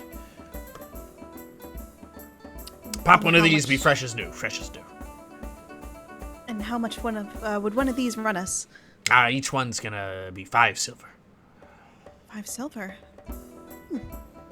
And how many do you have? How much you need? Well, on account of me, and then Kevin has that, and then Cole might have something. So 1, 2. I think 3 Come would be fine. on. Three, that's it? I got you 3. That'll be 15 silver, 1 gold and 5 silver, whatever you want. Just don't give me copper. All right, 15 silver it is. He takes it from you and counts it up. Good. Anything else? Looking at this guy's behavior, does this seem to be going too smoothly? He seems to I was a gonna little say, too agreeable to whatever for what Phoebe might be asking for. He seems a little eccentric. A little odd, maybe on something. You're not quite sure. Does she inspect what she was given to see if Oh, this he's not like is selling fake stuff? Yeah. Give me a Phoebe. Give me. Oh boy. Ko, give me an insight check, and Phoebe, give me a medicine check. Heck yeah. I got an 18. Alright, hit the ground. Alright. Where's your physical die? Wait, that doesn't make sense. The top says 16. Okay, I guess it's an 11, even though the top says 16. That's bullshit. Looks like it says 3, my dear. And I know. It's you an 11, have but it wasn't. physical dice for a reason. Listen. Well, You know what? I'm getting them. You know what? Ko, Yes. you sense maybe a hint of deception. I mean, in your experience with characters like this, things don't typically go that smoothly, but maybe he hasn't had business in a while. Who knows? Phoebe, you sniff the potion, and you're kind of looking at its viscosity, and, I mean, yeah, it seems like a healing potion. You know healing potions, or this looks like one.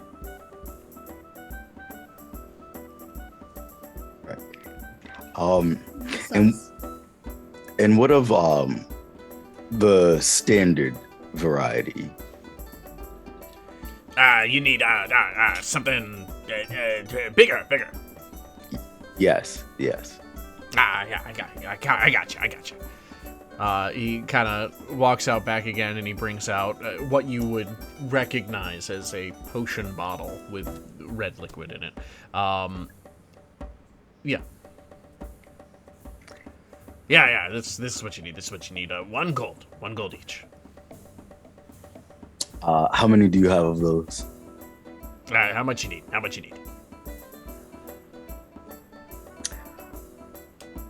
I'll take about 10 of them. 10. Yeah. One second. And he heads to the back, and you hear a shuffle of things.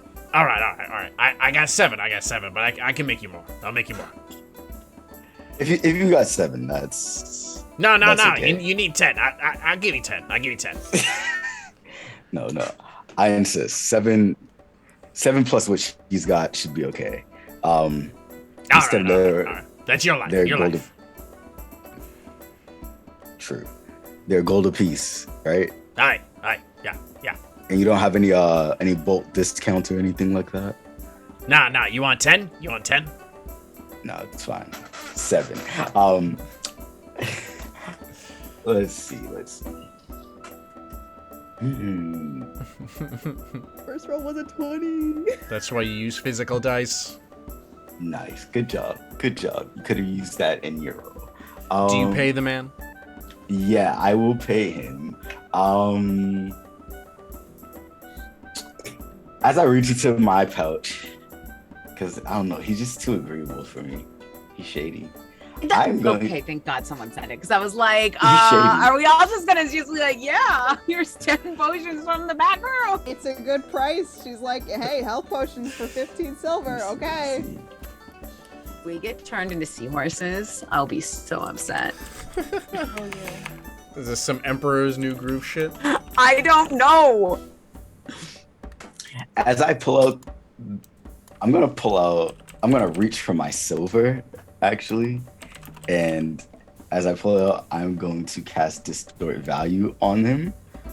to make them appear as gold pieces. Okay. Ooh. Okay. You're taking out silver and turning them into gold. Yes.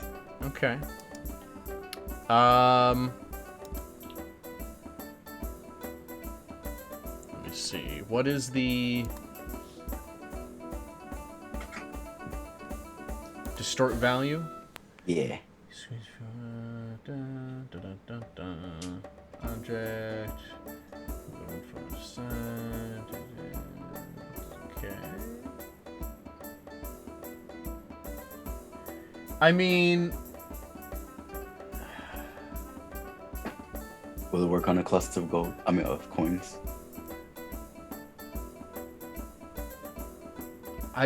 so it doesn't. It's not going to turn a silver coin into a gold coin. Okay. But what it does is it gives the perceived value. It increases the perceived value by, fixing up its appearance. So if you had some dingy armor, it would look of a higher quality. Not necessarily the material would become something else. Could I scrap that? I do have another option where this would be viable. Okay. I'm going to pull out my alchemy set and cast the distort value on it to raise its value. You're going to Alchemist bring supplies. out alchemy supplies and then cast distort value on it. Like while I'm bringing them out, so I cast it. I'll cast it a couple of times, I guess. Or actually, it increases the footage if I cast it at a higher level, right? What can be manipulated? Well, yeah, how big, the thing is. Okay. Yeah. Okay. So you're now you would be aware that alchemy supplies are worth far more than silver is, right? Yes, but I have no need for the alchemy supplies. Okay. All right. So you're going to cast distort value on these supplies and attempt to trade it with him. Yes. This is game. nice. Quick question. Do you actually have proficiency with the alchemy kit? No. Oh, okay. Yeah. That's why. I was gonna say, because if you did, you actually can produce potions during a long rest. Yeah. But if you don't have it, then yeah. I have no proficiency with it. Phoebe, do you have an alchemy set? I do. Okay. Just making sure. I believe. Make sure I'm not trading off the goods. Yeah, it's like why would we just sell the thing that we can actually make potions with? Yeah, no, or buying potions. Yeah, it's like selling the cow to buy milk. I have no use for the alchemy supplies. Okay. So you give him the alchemy set. This is real nice, real nice. So, how about I give you these in exchange for those potions? Oh yeah, easy. You want 10? Nah, 10 is fine. How about we just cover hers as well? So all of these potions. Oh yeah. For this. Deal. Sounds good to me. Yeah, go ahead and take those. And I'll just start taking the potions.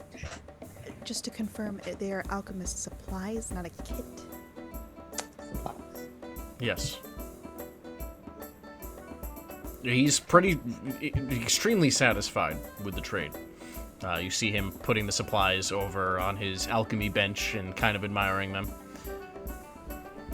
And they look all sparkly and cool. Yep. Anything else you need, Phoebe? Oh no, I think we're all set here.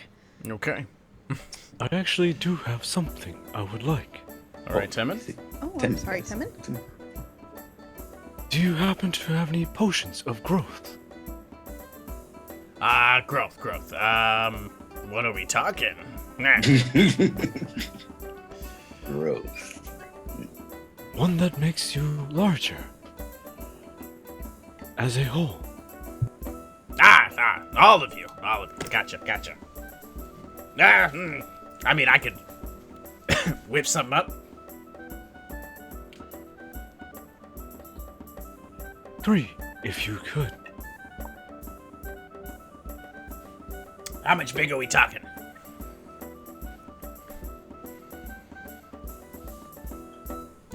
As big as possible.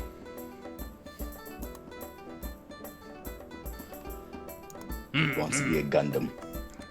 The All bigger, right. the better. All right. Come back in like an hour. Yeah. And how much will that be?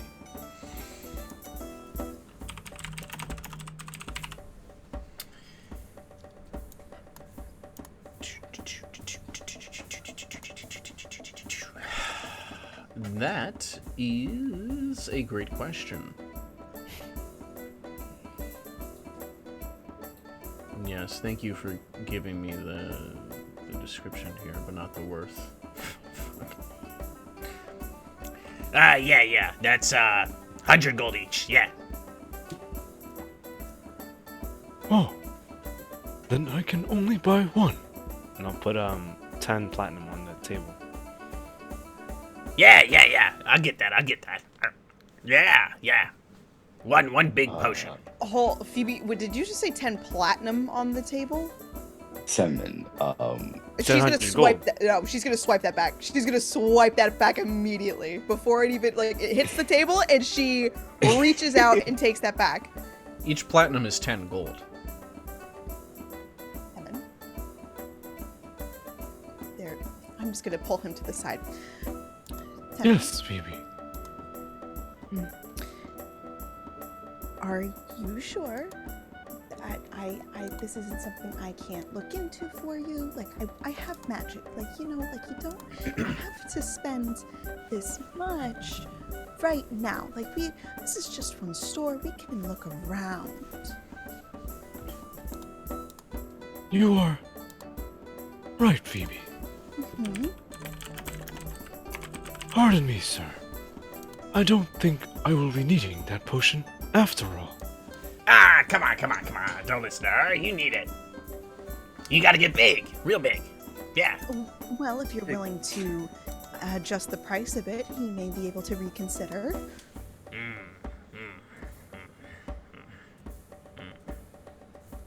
We've already given you a good amount of business today. Nah. That's different deal. Yeah. Oh, Yeah. okay. Well, it looks like he's not really wanting to sell this to you after all, Temin. She's gonna hand it back to him.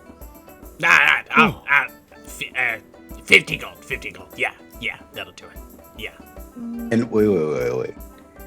But you're not giving him the potion yet. You're giving it to him later. Now I gotta make it. Yeah. So how about he just put down like a deposit, and then you get the rest when you deliver on the potion. Yeah. 40 now. Yeah. So I think No, it no. should actually be 25. Yeah, now. half of it now, half afterwards. Okay. All right. Yeah. Okay. Okay. Does that sound much better, right? Mhm.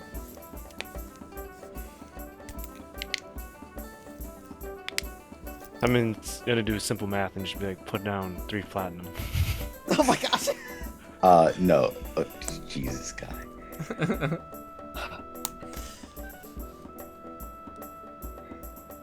I have 20 gold. But there actually is something I would like to discuss with you all outside, if that's okay. Sure. Before, after this deposit, yeah, I guess, 10 minutes of your money. Whenever we're ready. I'm gonna say Exactly, it, so getting big. Phoebe. If you want me to punch this guy, I'll do it. And I'm looking right at Phoebe, saying it very loud, not looking at the shop. No, there is no. No trouble, buddy. No trouble. No. You trouble pay at all. later. You pay. You know what? You pay later. You come back. Yeah. Come back, pay. Yeah. Oh, you even can better. Go. You can go. Yeah. Oh, Oh, so okay. kind. Yeah, So no take the money trouble back. at all. No. Nah. this You is go. just- You go. He looks at you, Kane. Nah. We're good. We're good. Yeah. Big potion. Yeah. Cool. I'm on. Well, we appreciate your time. Yeah. And then as you open the door, the bird squawks again. and you make your exit. God, I Man, love to go you guys shop. love torturing me, huh? I just love the NPC, man. Are you kidding me? You love torturing us. Hey, Dante, Dante, go on my Facebook right now. Guys, go on my Facebook. Yeah, okay, let me get rid of it. That was like Wait. Beavis and Butthead right there level. And he's just suspicious as hell. You made the shadiest shopkeeper, and it's like, okay, I well, know! Not mess with him. like, there's no way we can just buy. All of your NPCs are so interesting. First one has a crush on Geke. This one's so cute. I do like this one.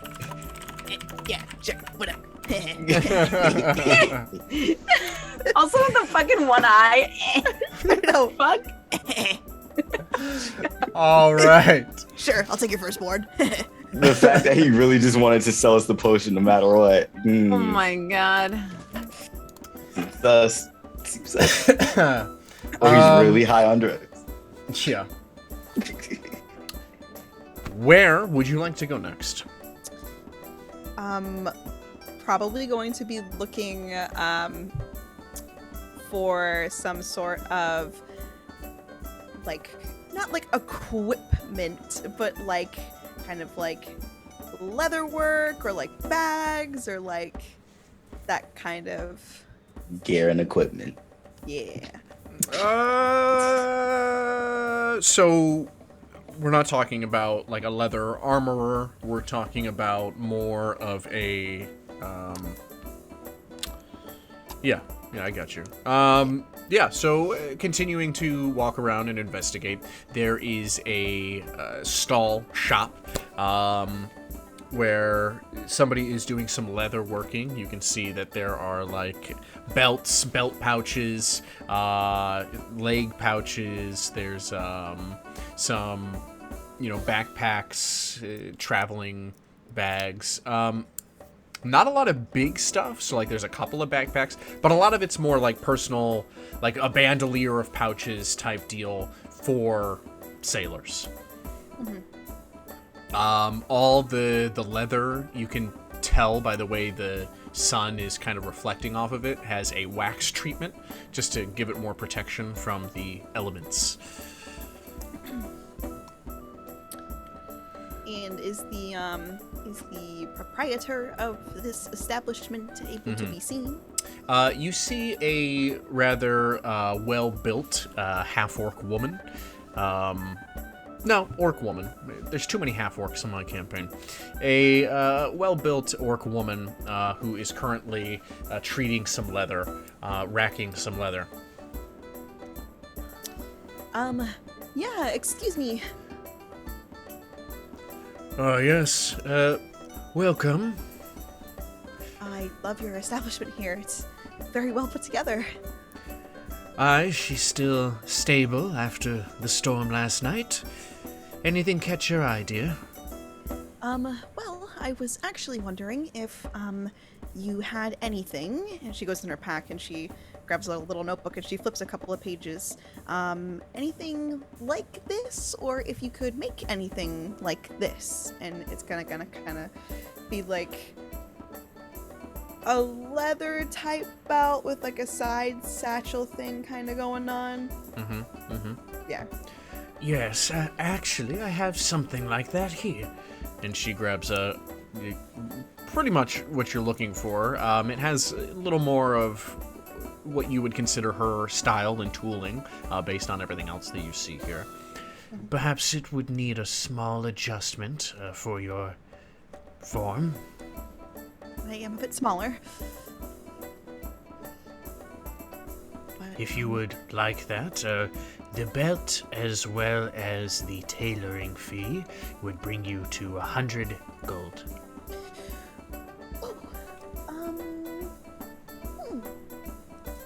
Well, that is definitely a generous offer, and definitely something I will have to consider, for sure. But I definitely appreciate you taking your time with me. Well, dear, my supplies here are quality. They last a lifetime. It's more of an investment that you're purchasing. Oh, I completely agree. I don't know if you are completely set on the idea of a currency amount, or I am a bit of a healer, a traveler. I'm able to get materials that you might not be able to see on these islands, if that's something you might be interested in exchange. A healer, you say? Do you have any violet mushrooms? Let me check. So she goes through her bag.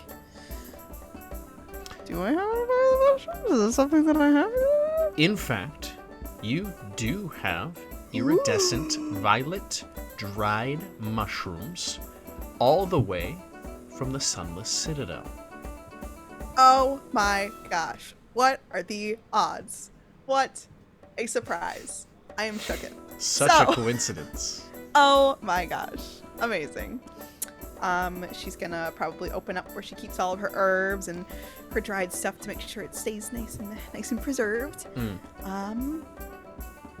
I actually do. I got these a while ago, but they should be able to serve whatever purpose you're needing them for. And she's gonna hold one out. She gingerly takes the vial from you. Alright. Half price. Half price of 50. Okay. Would I be able to... Would you like me to pay up front? Would you like me to pay when it's completed? I prefer purchases first. I see. Well, I'll be completely upfront with you. I don't have that. She looks at your other companions. How much does she have, actually? It's okay, kiddo. I would not ask for anything from you guys. Well, Tubman's gonna walk up and give her the money anyways then. Thank you. I will begin work on that immediately then. She pockets the dried mushrooms. You didn't have to do that. It is alright, Phoebe. You are right. I do not need the potion of growth. You can help me. I was merely contemplating whether or not such a thing would help your arm grow back. Oh, you weren't talking about growing bigger. You were talking about growing back. Perhaps. But Oh, if you're okay with it, I didn't know that's what you meant. That was really sweet of you.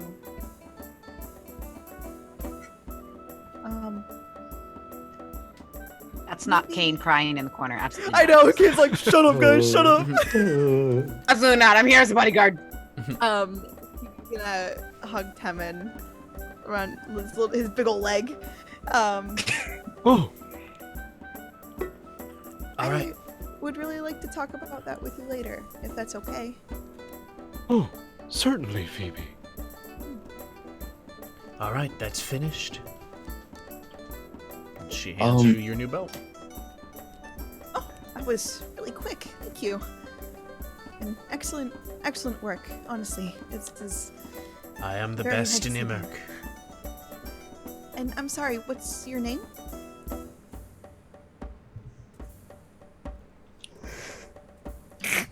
On your toes, DM. Let's go. Elizabeth. Go. My friends know me as Rhea. Well then, Miss Rhea, I will be more than happy to tell everybody that I come across where I got such an amazing piece of equipment. You are very gracious, madam. Thank you again. Thank you. Does Rhea have like things on display? Yeah. So while they're talking, can I kind of like browse around that, or Yeah. some of the things she might carry? Yep. So she has belts, bags, satchels, bandoliers, pouches. She has what appears to be how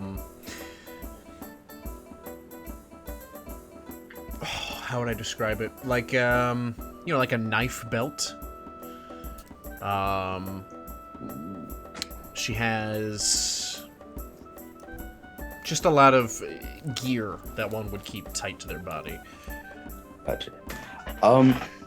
Would she happen to have a bag of holding?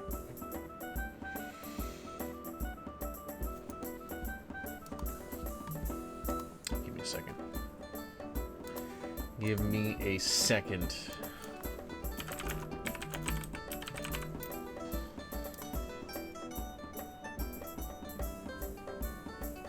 The question is, would you recognize a bag of holding? I was actually thinking about that too, but I know what a bag of holding looks like.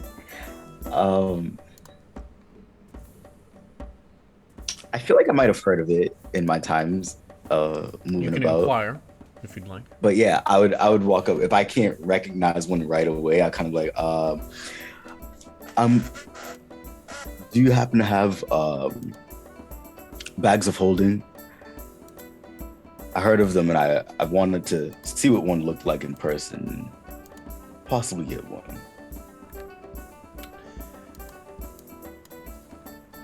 Yes, I do have 2 bags of holding, in fact. She shows you some leather satchels. The decorative painting and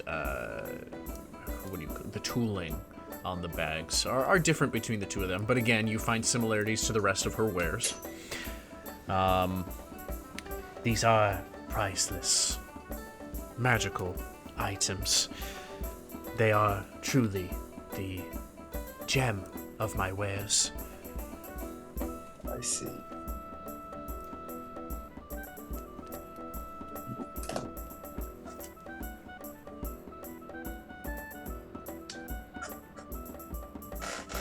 I have a feeling that they'd likely be beyond my budget at the moment. It's quite possible. We'd be looking at a couple hundred gold. Maybe a few dozen platinum.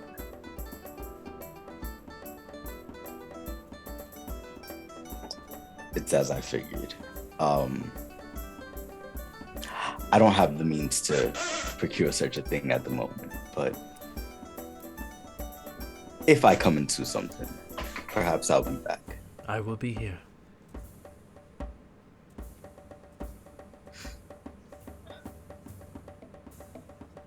She returns to her leather. Back to her leather. Well, I think I'd like to change these out. They're a little bit too flashy for the things we do these days. I kind of like finger at like some of the gold lining on it. So To note specifically, I mean, what was once a brilliant gold is now pretty tarnished. Your clothing has been roughly washed several times and worn pretty ragged. Not as glorious as it once was. the DMC water. Salt water will do that. Salt water, yeah. All right, I'm gonna look for a vendor that sells clothing and apparel. Apparel like this shirt. Go get your shit. As you're walking, you're looking around, and you see walking out of one of the building shops are some young women. They are wearing quite decorative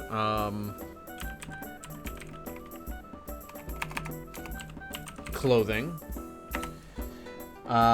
You see that they have these skirts that are made of different colored fabrics.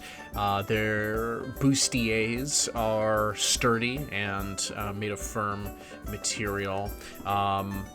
You can tell that there is a functionality as well as form to their garments. See. I'll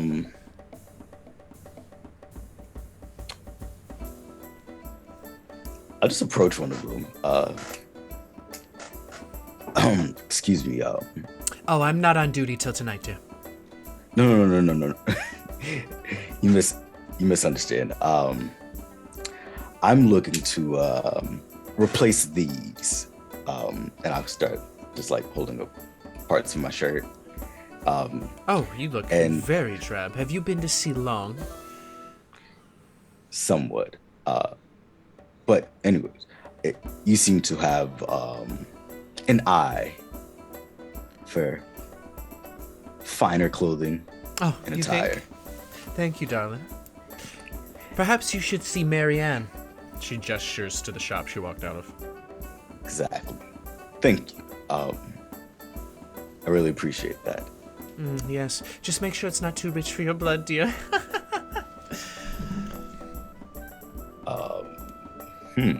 Okay.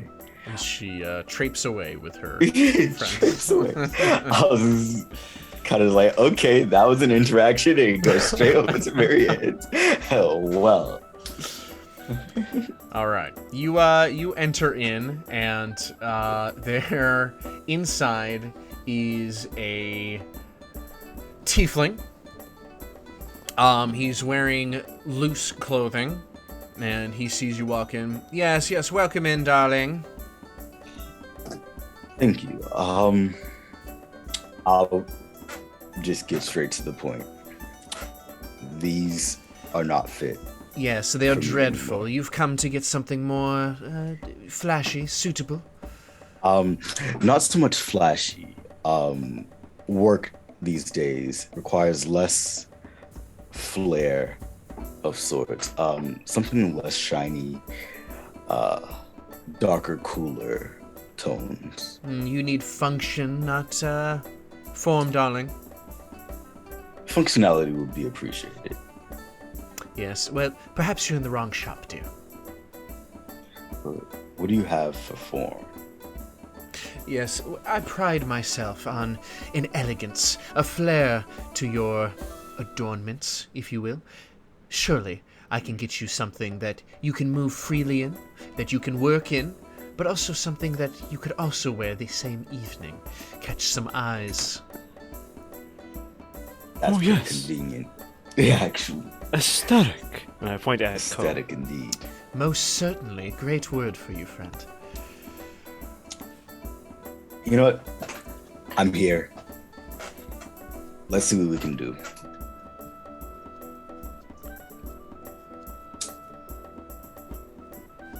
Okay. So the tiefling takes your measurements and then shows you a few different items.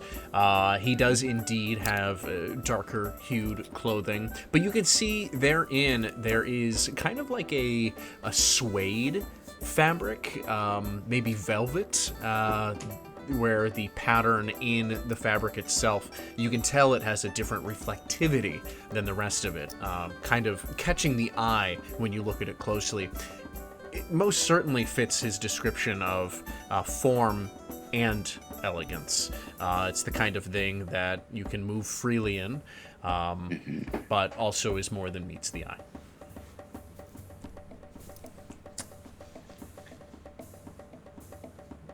I'd like to try that on. Okay. He cinches up a few of the, a little bit of it to make it fit you better. Explains that he can tailor it. Mm-hmm.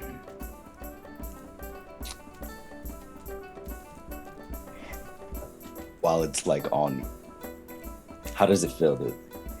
It feels good. I mean, it's definitely breathable, but it doesn't get in your way when you're moving around, like some other looser fabrics would.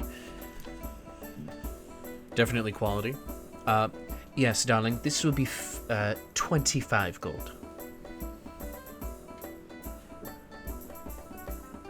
What? I have another question. Actually, thinking about it,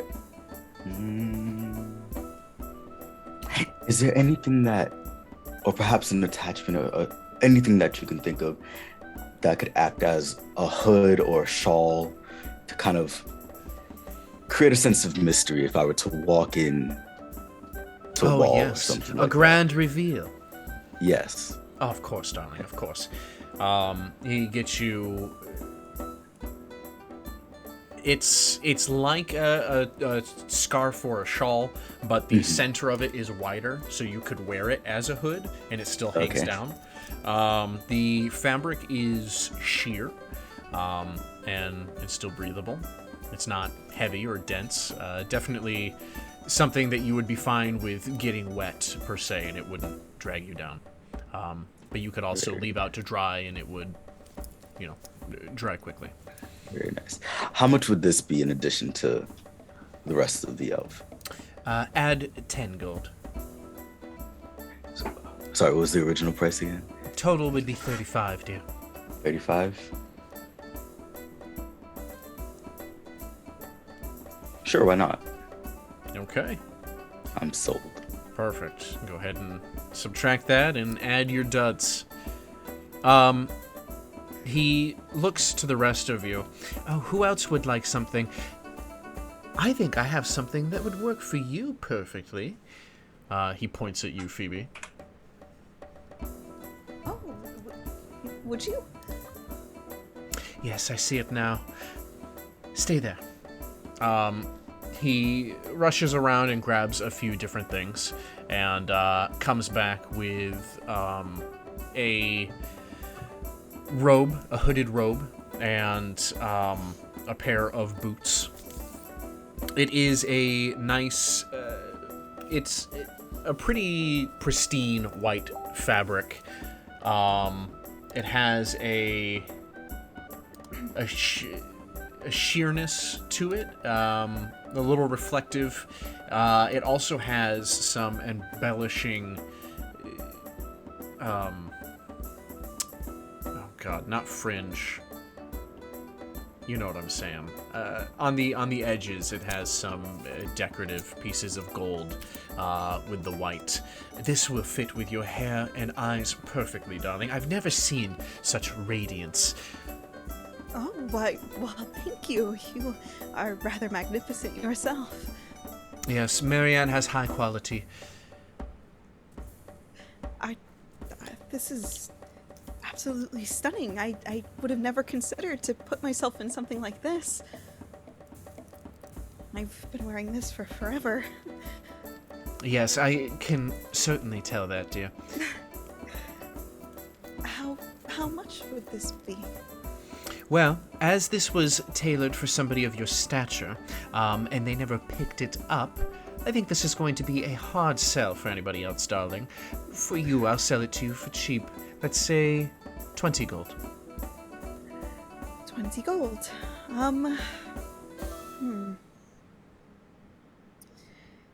She's gonna look around. She's like, I have 8. I'm putting down the rest. But no, do it! Yes, thank you, friend. Tamon, I'm gonna have to get you something. Your friendship is enough, Phoebe. Always spoiling me. Well, thank you kindly for this and for the thought. Oh, think That's nothing of very it, darling. kind of You're taking it off my hands, really. And how about you, big fella? Anything for you? Or your scaly companion? Do you have a cloak with a hood? Well, I have many of those here, darling. A simple one will suffice for me. Something simple. Maybe not too many different colors. As I told your friend, I prefer an elegance, a grace to what you wear. Perhaps this will work for you. And he brings back over a subdued, colored cloak, though there is still some embroidery on the hem. Okay. Probably a dark gray. Okay. Maybe with a white trim on it. Sure. Yeah, he's got that. That'll be 12 gold for this. And I'll give her 2 platinum. Just to change. All right, he accepts it. Thank you much, dear. Thank you. And for you, Dragonborn, you all seem to be getting kitted out today. Kind of like wave her off. Oh. Well, I didn't want to sell to you anyways. Don't mind him. He has a signature gonna piece that clashes with a lot of things. I kind of point at his choker. Yes, that thing is fairly garish. Are you attached to that, dear? I would strongly recommend another neck adornment. If you Don't would get him like to started. take it off, No, you no, no. can try. Stop Oh, it. is that an Please. invitation? I have yet to be able to get this thing off, so if you have an idea, I will give it a go. Is it some kind of cursed item, darling? Hmm. I've heard of these things before. Yeah. Apparently a lot of people have.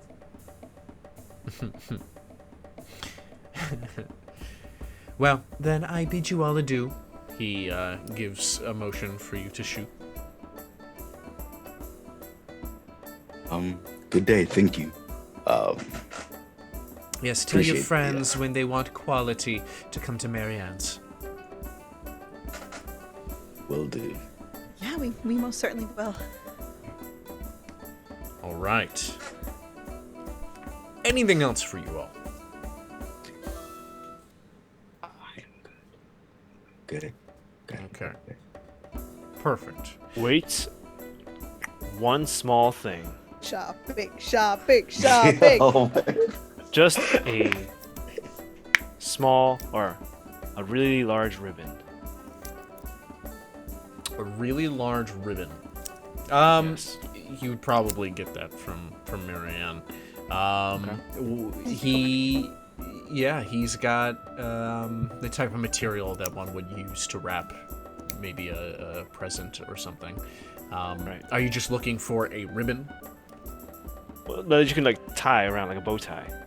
Okay, yeah, he gives you the fabric for so, and shows you how to tie it. Large, bright blue satin ribbon. Perfect. Yep. It's going on Raphael's neck like a bow tie. All right. He charges you 8 gold. Perfect. Okay. Actually, scratch that. 3 gold. 3 gold.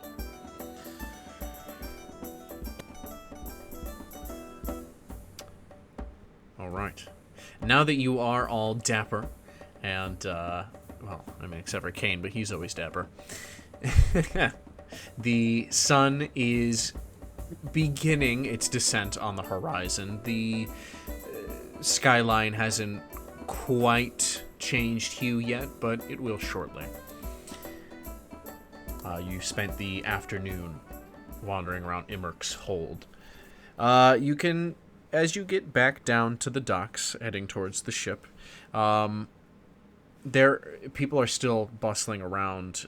You can see that one of the ships that was entangled with its neighbor has actually been untangled, and now they're working on fixing the lines. It appears they had to cut them in order to free it, so now they're relining the ship, which appears to be quite the process.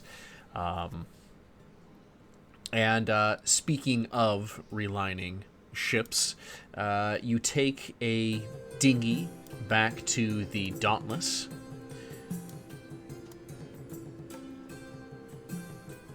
And aboard, you find Boone assisting Marcus with some of the repairs. And, yes, that's who you find there.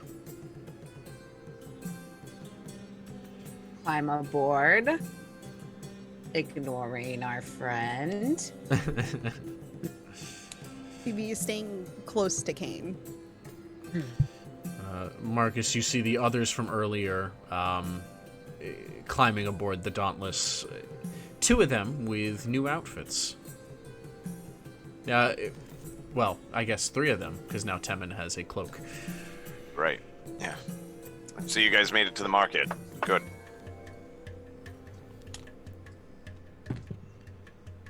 Yeah, it was a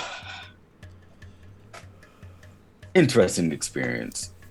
Hopefully they didn't take you for too much.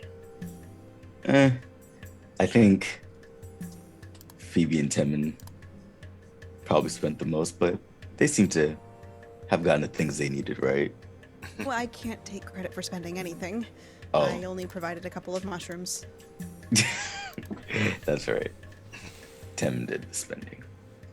Well-earned mushrooms.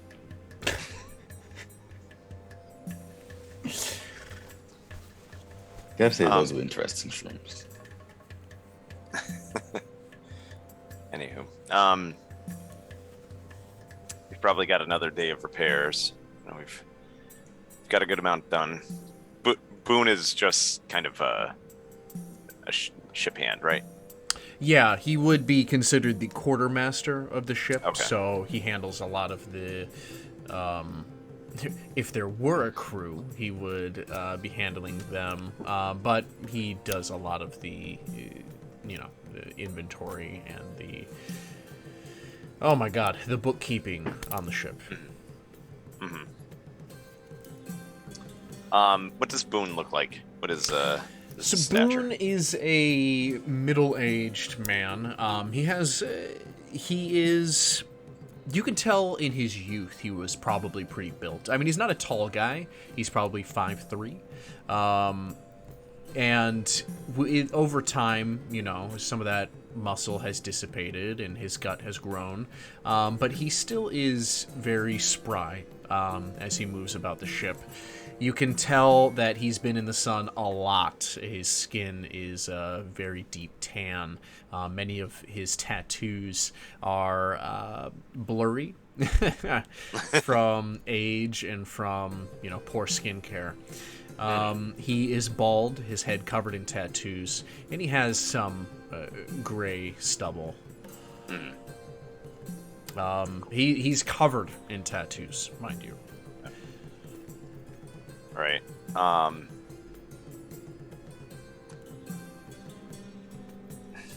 right. Cool. I continue my work. I'm working on the mast, just trying to give it more support. Yeah, there is a good crack up the beam that makes up the mast. It will require some patching. So I continue working on that. Okay. As I saunter across the deck, I'm definitely gonna make my way past him. Oh yeah, no, I'm sauntering. I don't care. We all know the energy. We all know. Strutting. If he has any tools or work kits, I'm definitely gonna nudge them or hit them if I walk by. Oh, there's all sorts of stuff all over the deck. Oh, so, yeah. Yeah. Okay. Hey, mind fucking watching it? I am. I'm watching you. Go back to just working away on the maths. I'm gonna turn around and stare at him. Do you have something more?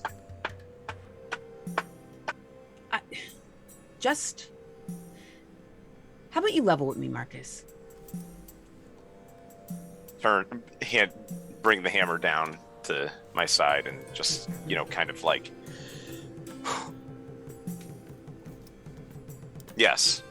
I'm gonna just kind of like look at him, size him up. As you two stare each other down, you hear someone else climb onto the deck of the ship, and you see Temerity with a small chest under his arm. I hope I didn't interrupt anything. Just these two doing whatever they're doing. Ah, of course. Yes. Good. Now that Temerity came and made it awkward, I'm just kind of be like sniff and like turn to walk away from him. Okay. The rest of you? Yeah. I'll catch you guys a bit later on, and I'm gonna go head on down to the crew quarters with all my new thingy things. All right. Yep. So Ko heads away below deck, and we are actually going to say goodnight to Ko for the rest of this episode. Good night, Cole. Bye, guys. Hey, Ko. Thanks for being with us. Love you. Thank you. We'll I'll see be you watching. next Nobody fuck with episode, my my shit. friend. Nobody touch my shit. Yeah. All right. So I'm gonna pickpocket Okay. Ko. No, I'm just All right, and then let me just switch over here. Rearrange.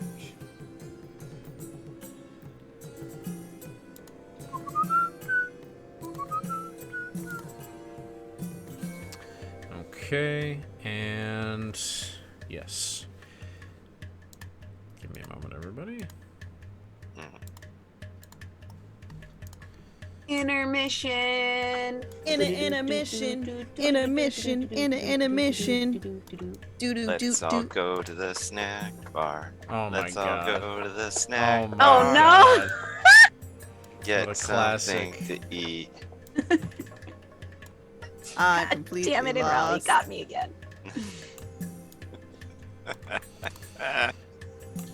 Oh boy. Huh. Helk, who What? are you under? Oops. A little gift sub here. Hello? Yeah, Anrel dropping the gift subs. If so. Fucking sweetie. Terrifying emote. What the fuck is that? dog. Looks like a poop moving I around. was gonna say The it looks legs. like a. It's a Flying dog with elephant the, it's like when that's been Remy's possessed. looking at me in the background. Oh, from the nether. Dog from the nether. What about this one? That one's cute. I get that one. It will now flood the chat. Ew, it's like a fly on crack, but it has no home. It's a dog! It doesn't look like a dog. It's a dog! It's not a dog. Here, wait, I'll post it when it's not moving. I don't think that's gonna help. Yeah. I'm still gonna see poop. Poop with I eyes. see like With I eyes. see like a nasty gnat. I see a gnat nasty like hovering gnat. in one spot. It's a That's dog! no dog. All right, you animals. That's not a dog. Yeah. Sorry. All right, whatever, Joe. You can have your fit. Temerity crosses over to the captain's quarters and puts down the chest on the table in there and then walks out.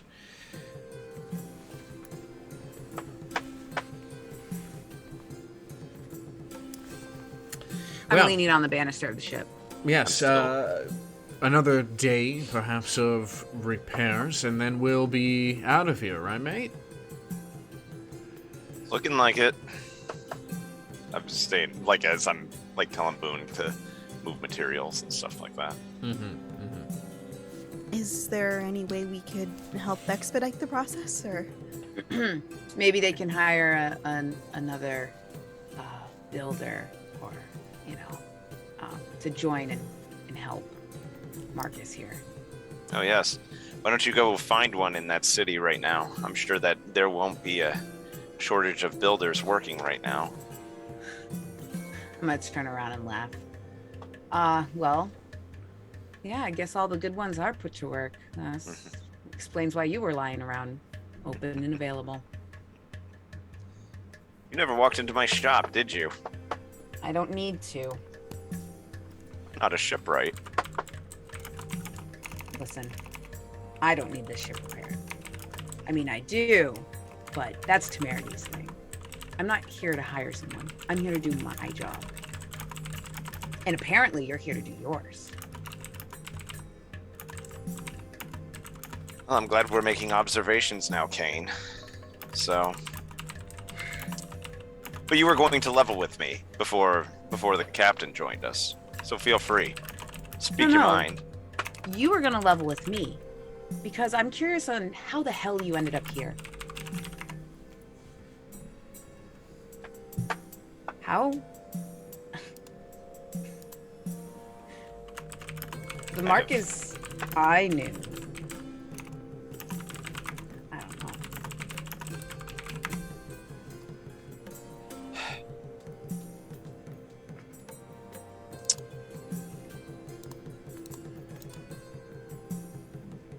Go ahead, Marcus. Tell me. Tell me where your horse went. Where your armor of gold. Where all that good, positive energy came from. All the light that you shone so bright to look down at all of us. Like you did back in the tavern. But that's not who you.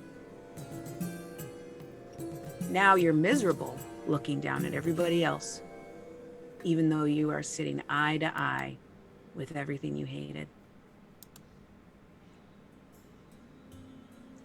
Just staring at the mast, not hammering right at this moment.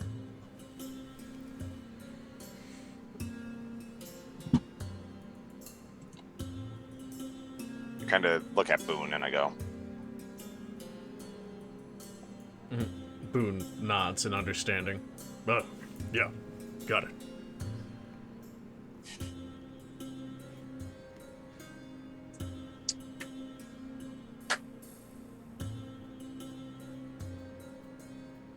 a turn. So what are you doing now, Kane? You playing hero? Putting on that mask right now? I played that role. Like you said, my armor of gold, my ivory tower. Guess what, Kane? You win. I lost it all. That's why I'm here.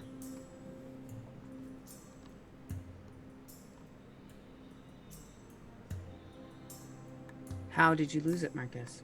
What did you do? What did I do?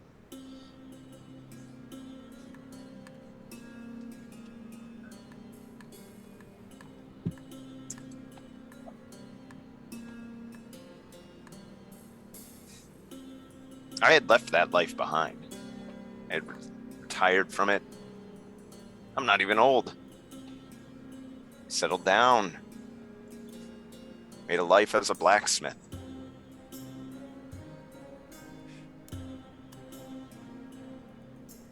Found company.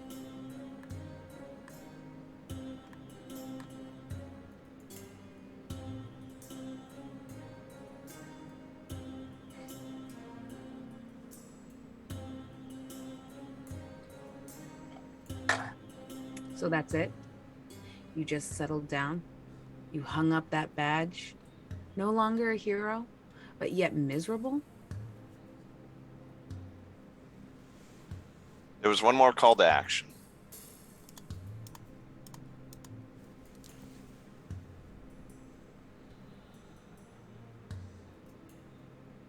Hadn't swung a sword professionally in a few years, but it's fine. It's fine.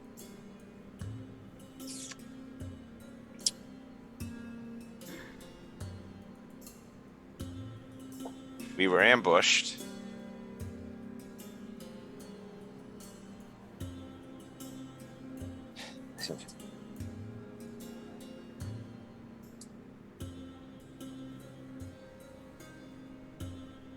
I watched them tear her apart. by bit. I lost myself in my rage. I killed who I could.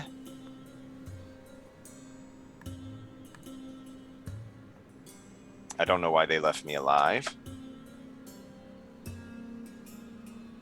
Because I was promptly knocked down and out.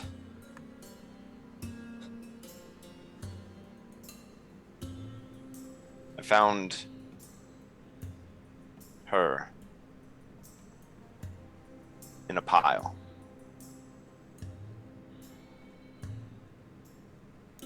A pile.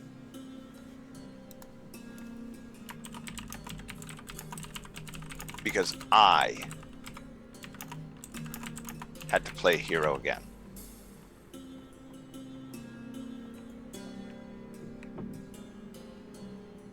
This is not a spectacular life, Kane, that I lead.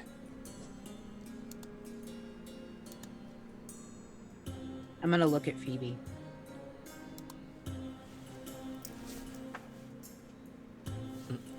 Temerity watches with great interest. Back at Marcus. So you're I right. guess... Sorry. No, go ahead. So you're right. Maybe I don't have the right.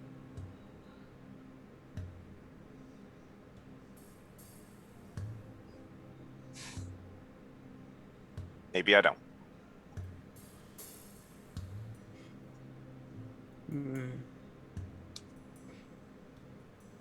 Playing the villain is not easier. It has the same consequences. But I would never call myself a hero. You were a hero. And I'm gonna kind of let down my guard a little bit, not be as stern with my demeanor, but maybe I was threatened by that. And there was always resentment because you were such a good hero. And I knew I would never be one. Never be one.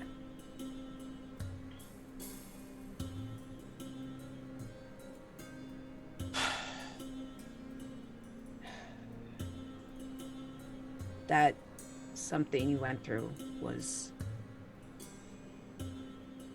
traumatic and it cannot be undone. But because of who you were and because of everything your life was at the time, that's also why she loved you.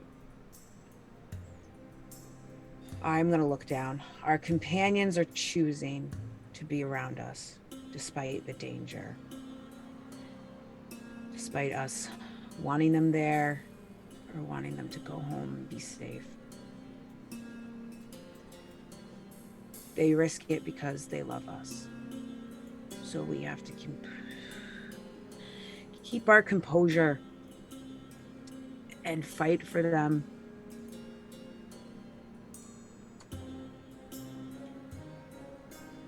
Because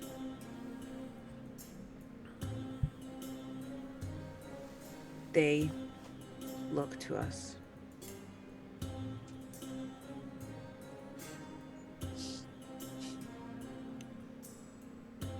When you disappeared,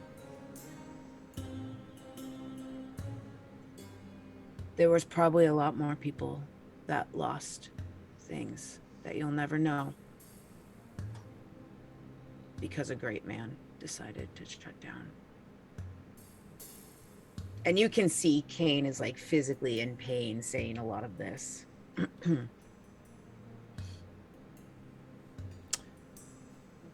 Suddenly, from behind you, Kane, coming around the side of you.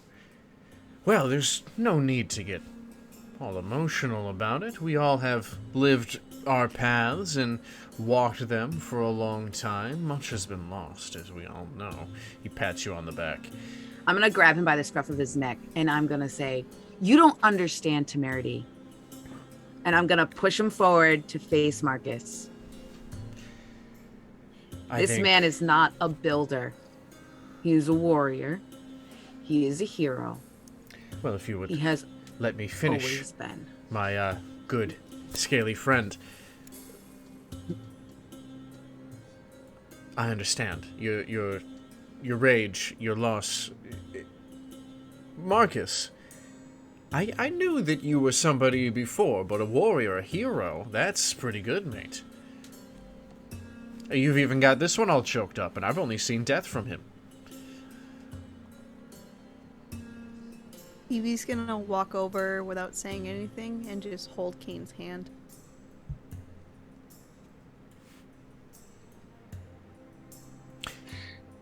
Tell me, it's been a while since you've swung a sword.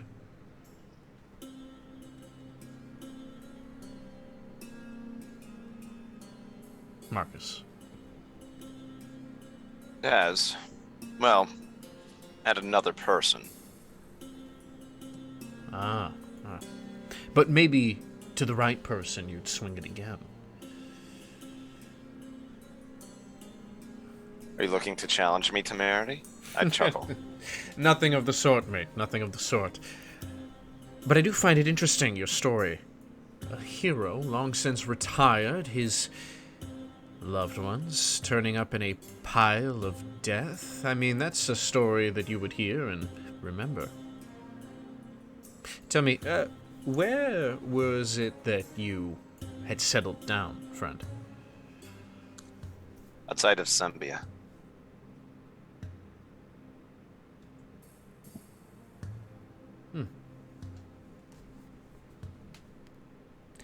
Tell me, does it fill your life with purpose to work on these ships? Day after day, drinking pig spit? Hammering away at lumber? Out in the hot sun? Does that fulfill you, Marcus? See, I see a man whose eyes relish the opportunity for glory once more.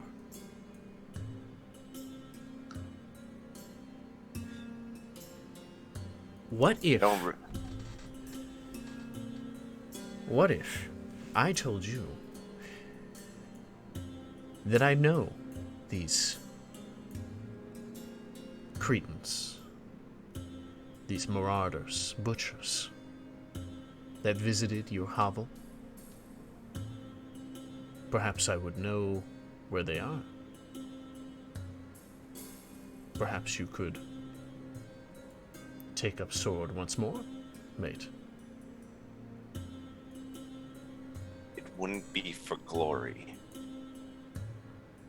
No, of course. Glory's blood was spilt on that day, right?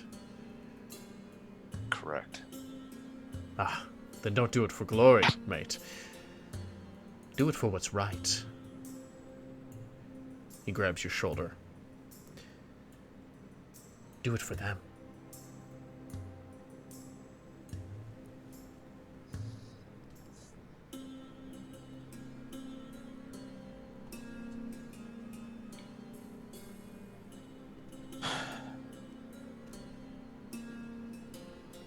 I'm gonna squeeze Phoebe's hand just a little bit tighter. Think of it this way, mate. You're not just repairing a ship for me now. You're repairing a ship for you. For these sails are going to set you on the course of vengeance. Set yourself free from that which haunts you night after night. Eh? I could use your sword where we're headed.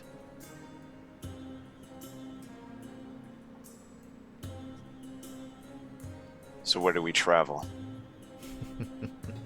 Good man, Marcus. Good man. He holds out his hand. And let me tell you, where we're headed, should you survive, there will be more than enough to pay quadruple what I owe you.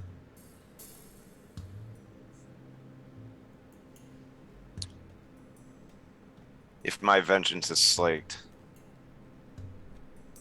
then consider us even. Good man. His hand extended. I grab it. Shake. Now, he slaps your shoulder. Let's finish these up, shall we? Boom. Yep. I'm gonna narrow my eyes at this whole situation. Temerity turns and sees you and Phoebe standing there and pats you on the chest before walking towards his quarters.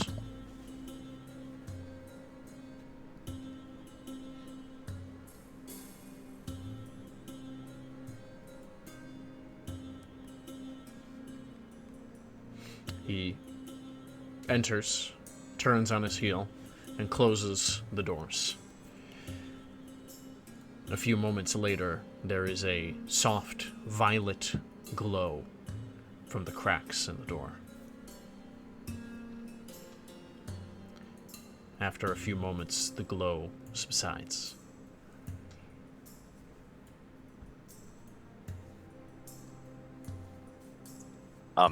My efforts have kind of doubled at this point. I'm kind of more ordering Boone around. Mm-hmm. Picking up nails, hammers, moving material, stuff like that. Something seems to have lit within Marcus. I'll pick Okay. Phoebe up. Whoop. And I'm gonna like kind of turn and go down to the kitchen probably. And as I walk by Marcus, I'm gonna just tell him, be careful, Marcus. I think people can change more than 20% either way. And I'm gonna go down with Phoebe to the kitchen. And I think that would be a perfect place to end this episode of Fancie's Fables. With a kidnapping? You're not kidnapped! You're gonna go get some To food the with kitchen, Daddy Kane! I'm getting daddy napped! Oh. Oh no, he's gonna put me to bed! Oh no! Oh no. Kane and Kane just like picks her up now like a child and Yeah, like, just, here we go. Can we A just child. establish the fact that No. Amanda is both parents? In D&D, she's daddy, and outside of D&D, she's mommy. Yeah. Am I wrong here? Love She's that. got the Thank best of both you. worlds. Thank you. You're welcome. Actually, you're welcome, all of you. That's for you. Absolutely. thank you every day. Perfect. Well, before we get too casual and get into our closing remarks, there is elsewhere in this world that we need to take a glance at.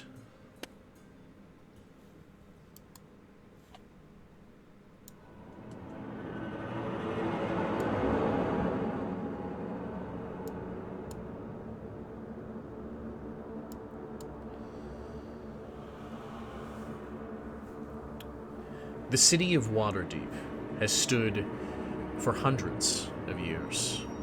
Its power is well known across the Sword Coast. Its defenses are numerous, though even those strain against the might of that which they face now. From their southern border, from Baldur's Gate, comes an onslaught of machines. Their eyes cold, ruthless, murderous. Even now, while the magical barriers, massive stone guardians, and soldiers hold their enemy at bay, there are other places where evil can slip through the cracks. The enemy seeks to find a way into Skullport. The Xanathar, well aware of the approaching enemies. The pirates and smugglers there preparing for a battle as machines pile on top of each other, walking through the rough waves, crushing stalactites and stalagmites, carving their own path beneath the city.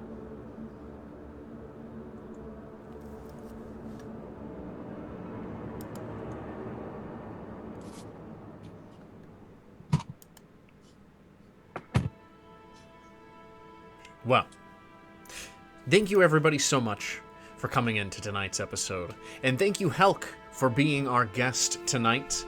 Helk will be joining us again next week as Marcus Denholm.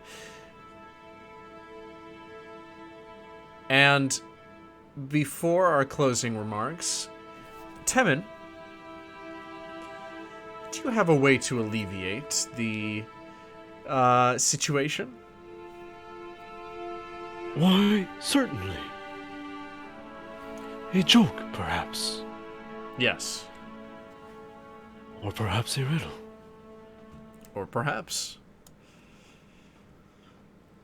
What kind of spellcaster has well-rounded variants and specialties?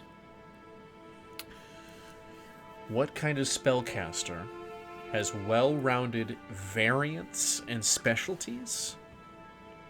That is correct. Oh, all right. What kind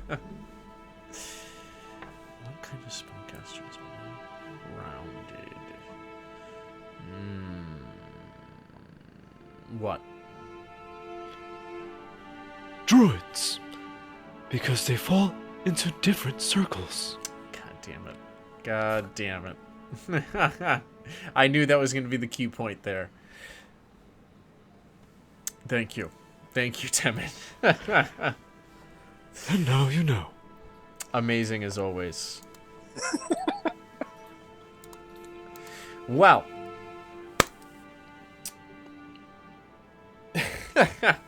Well, yes, everybody, be kind to yourself, be kind to others, and until next time, stay fancy. You said it.